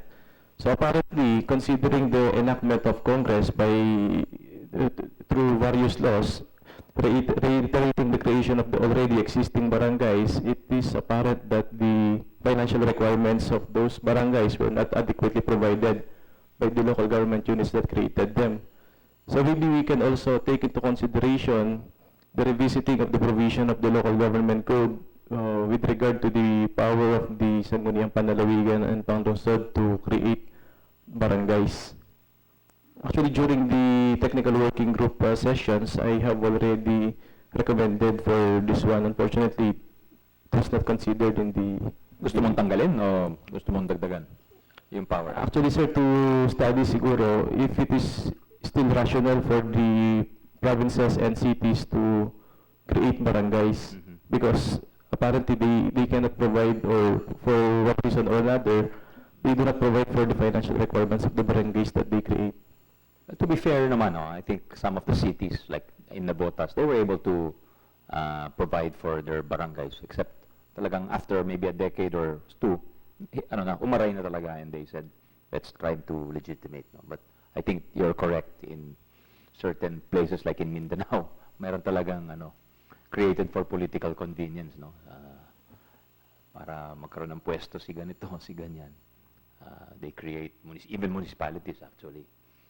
So, what do the resource persons say to the inclusion of that power for the creation of barangays? May I ask why were barangays not included? Are we happy with the existing criterion for barangays? Not necessarily, sir, but maybe we just... What is the direction we want to head into? Less barangays, more barangays? We want less barangays. Less barangays. Maybe we really overlook the criteria for the creation of barangay. We will look into that. And also the suggestion of maybe separating the criteria for the provinces, not mixing it with the cities. So we will look into that. Okay. Any other comments? I think mahabang usapan pa to, no? Given the coverage and how it will affect the whole country. So let's reserve that for another day when we have less on our plate. So we can leave that. We can, maybe just tackle cursorily yung last three items sa letter A. Don't think there's time to take up the barangay benefits and creation of additional, yung BNC, hindi na natin matatakol today, no? But feel free to submit position papers on that. So we'll go to number 9, A9 on the agenda, enhancing the share of LGUs in the era. I think it's been hinted at already earlier, no? Expanding the pie. This is expanding the pie, no? It's not expanding the share yet, no? It's just the pie. It's not talking about the 40% LGU share. It's just the pie, okay. So I suppose this I don't expect any objections from the LPP and the LCP, but any comments? Sorry, before that, baka may gusto kayong sabihin sa bill. No more na? Oo, sige. That's basically it. Oo, sige.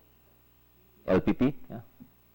So, Mr. Chair, yun lang po. We really have no other comments here except that, of course, we will welcome the increase in the pie. Especially Governor Mandanas. Okay. Yeah. Mr. Gonzalez?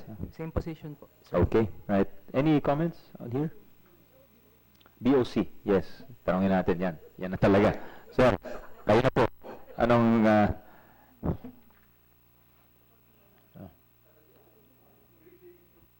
To the position of the Department of Finance of the matter. What does the DOF say? Yeah, because I think this one you have to check with your, no? Because... it's a point of policy, Your Honor. Yeah, it's a policy question that has to be resolved at the highest level. So, you'll come back to us with actually, may pending question kami for the Secretary regarding the bills of sila Senator Pimentel and Senator Recto, yung bigger slice, bigger pie. Yeah, and so those bills, no? Kasi that's I feel that if anything, the clamor for federalism has been driven in part by these demands, no? And I guess from the flip side, yung underspending, sabi ng mga local governments, kami na lang gagastos niyan, kayang-kaya namin gastusin yan. Yes, Senator Win. Mr. Chair, I think the question really begs is, magkano ba talaga ang kailangan ng local government to operate properly and to deliver services properly? Kasi kahit sinong tanong mo local government, kahit doblehin mo yung budget, sasabihin nila kulang pa rin eh. Pag tanongin mo Makati, kulang pa rin yung budget nila eh. Tanongin nyo ang Quezon City, kulang pa rin yung budget nila. Lahat, wala namang mayor or governor admit na sobra-sobra yung pera nila eh. No? So, I think we really have to determine first with the devolved services, with the other services being given to the local government throughout the different laws, magkano ba talaga ang kailangan to make sure that the local government is performing better, performing to the expectations of their constituents, and at least maintaining and delivering the basic services to their constituents. I think that we should determine that first, no? Because in bigger slice, bigger pie, it's the same big pie. The Philippines operate in one big pie. We're just reallocating resources from one pocket to the other. You're sacrificing the services of national government to the benefit of the local government. So I think we should determine first kung magkano ba talaga ang kailangan ng mga local governments. That is, I think, a fundamental question to this principle, Mr. Chair. Definitely. Thank you. Dr. Ko? Mr. Chair, of course, we're speaking here, reality naman yung how do you divide the era or how do you give the share. But yung ano kasi nung spirit kasi nung code is really, while you have entitlements to the era, yung isa rin kasi na nag-shrink, yung, but you should be generating resources eh. And I think we sometimes forget that one. I think yung ano namin na, if you manage your territory, ano ba yung wealth na pwede mong ma-generate doon? That's why we're saying it has to be revenue generating. And we have not looked at that really. Although talagang homework pa natin, yung tingnan yung how much does it really need to get, I am thinking roughly, kasi we're learning from a corporation that says, I put money into this, how much per capita do we put into this? Maybe that one, no? So we're speaking here of population, but also what kind of services will require the cost, or how much is the cost of the services.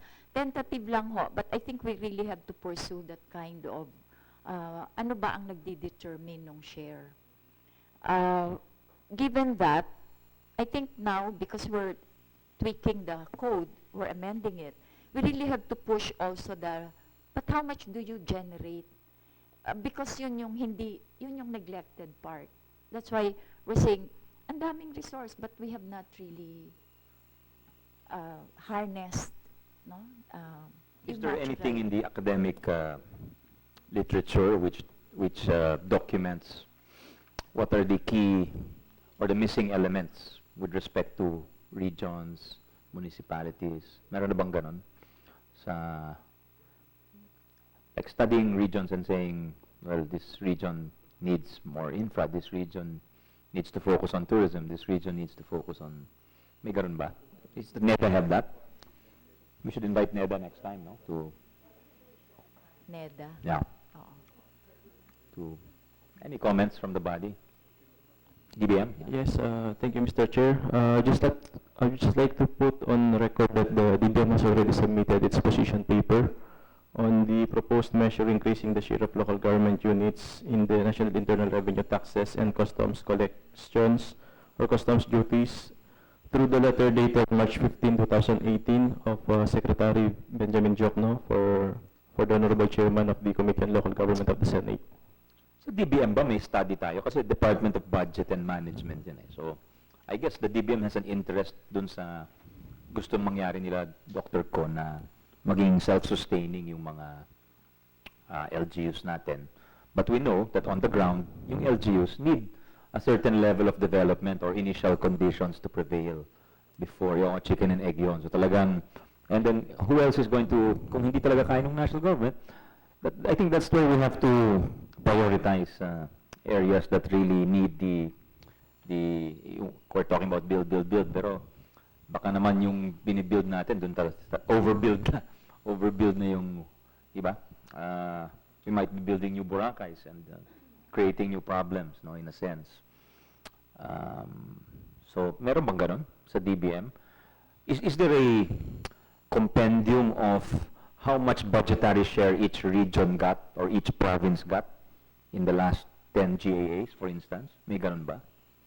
Actually, sir, we are now in the process of consolidating the data for the study on the federalism of the consultative committee created by the president. So I think we are still in the process of consolidating the data coming from the national government agencies and in the Anong data? What data would that be?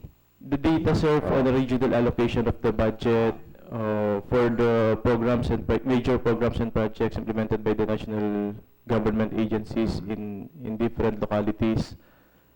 So if the committee will request, maybe the DBM can also provide those Siguro, data. we'll request some kind of, at least to get a bird's eye view of which, that's the basis for the claim of the ARMM now that they have been neglected in the, And then according to Senator Zubiri, what they are asking for under the BBL is actually just equivalent to what his region gets, Region 10.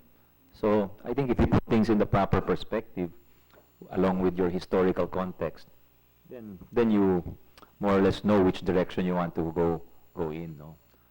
So, yeah, but if you look at ARM now, they have a very high GDP, compared sa dati, no? So that just goes to show that there's money being spent well there somehow. So, yeah, it's a big question, no?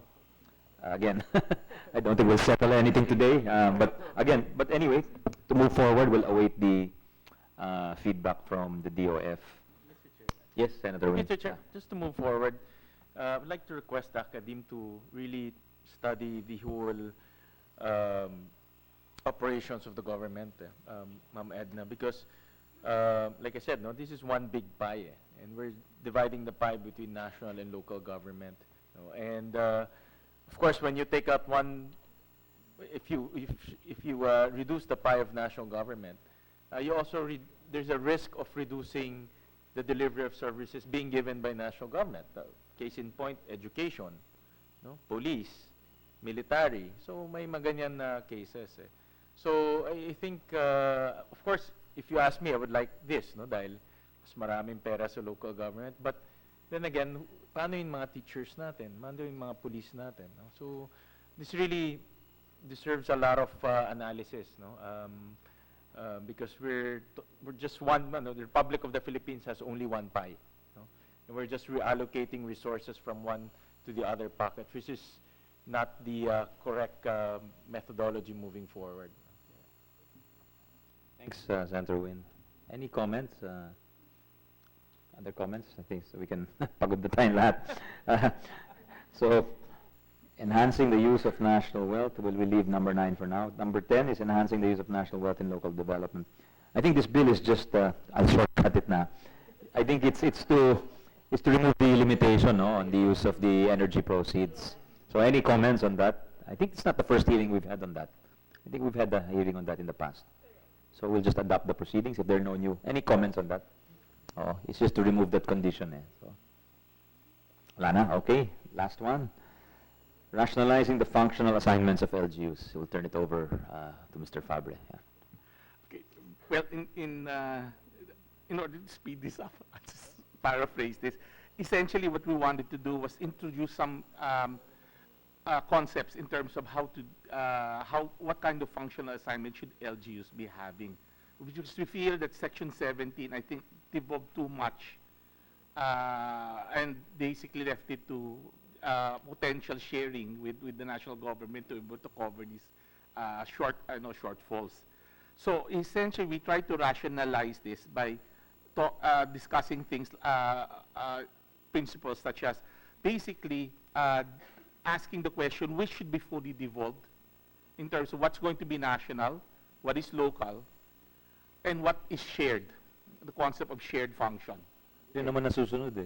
Well, di ba? Yun ang ginawa noong 1991. Hindi rin nasunod. Right. Well, now we're actually... Because there's a disconnect between the capacities right. and the... And we're saying that there is... You're trying to correct that right, disconnect. Right. Okay. And we're also introducing the idea of what is known as functions which for example, the national government is supposed to perform, but they can job out to the LGU to perform it for them. Okay.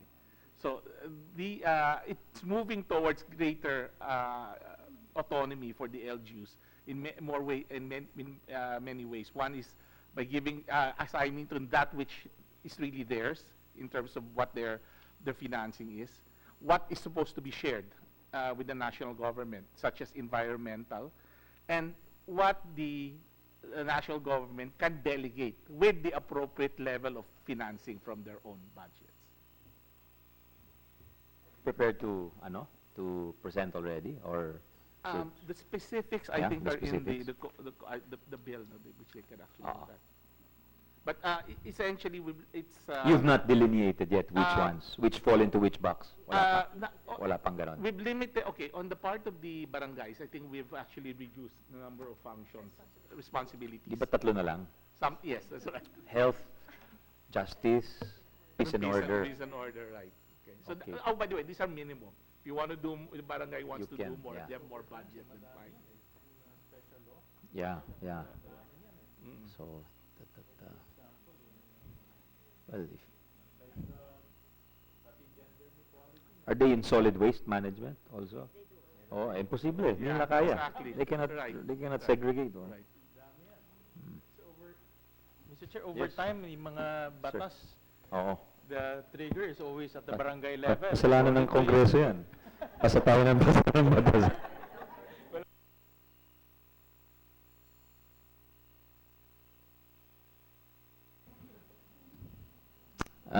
Yeah. So, are you going to present it? Like which ones belong, or should we save that for another? Sir, the proposal Yeah. parang leaves it up to the national government agency to really identify which one should be implemented by the national... Which national government agency? The frontline agency. So, in order to determine which one should be Hindi implemented ba confusing by the yun? Well, it's Because really... it's going to be a case-to-case basis, so baka yung less capacitated LGUs and LCEs will, you know, the learning curve gets steeper for them, di ba? But I think the idea is just to identify which are really devolved and shared. But then in terms of identifying which should be for the province, cities, and municipalities, we are leaving it up to the frontline agency to identify which should be performed by the province, the city, municipality, and the barangay. Okay. Comments? Yeah, Dr. Ko. Mr. Chair, having heard what has been said about so many laws crafted already, baka isa rin ho yun dun sa dapat ma-review, yung all laws that are there that touch upon or have to do with the code will probably need a review, and also, no, to, pwede bang... Marami ho yun. Oo nga ho, but Do you know of any study which at least started that work? Kasi you're talking about solid waste management, Yeah. disaster reduction, gender, lahat itong special laws, all of these special laws. Kasi if we're dealing with the local government code, I think all of this will have to be to be considered, and maybe Certainly, I don't know, certainly, but requalify. it might be beyond the scope of our Okay. time and space, no? But it's ideal that we do that. But sana maumpisa na nga natin.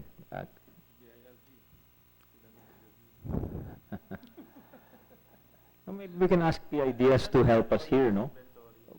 They used to attend our hearings, but di na sila nag-attend. Dumadami kasi yung trabaho nila. Yeah. Yes, and compliance, whether they're unfunded mandates or uncomplied mandates, no? Yeah. Okay.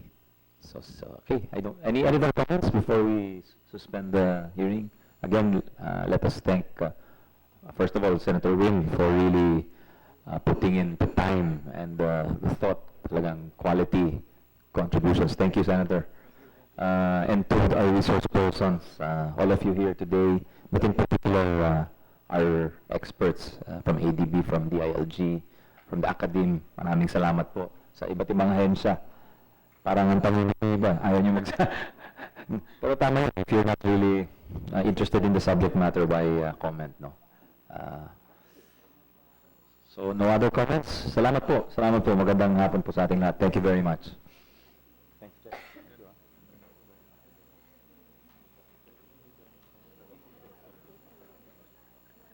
Sobra. Sobra. Grabe.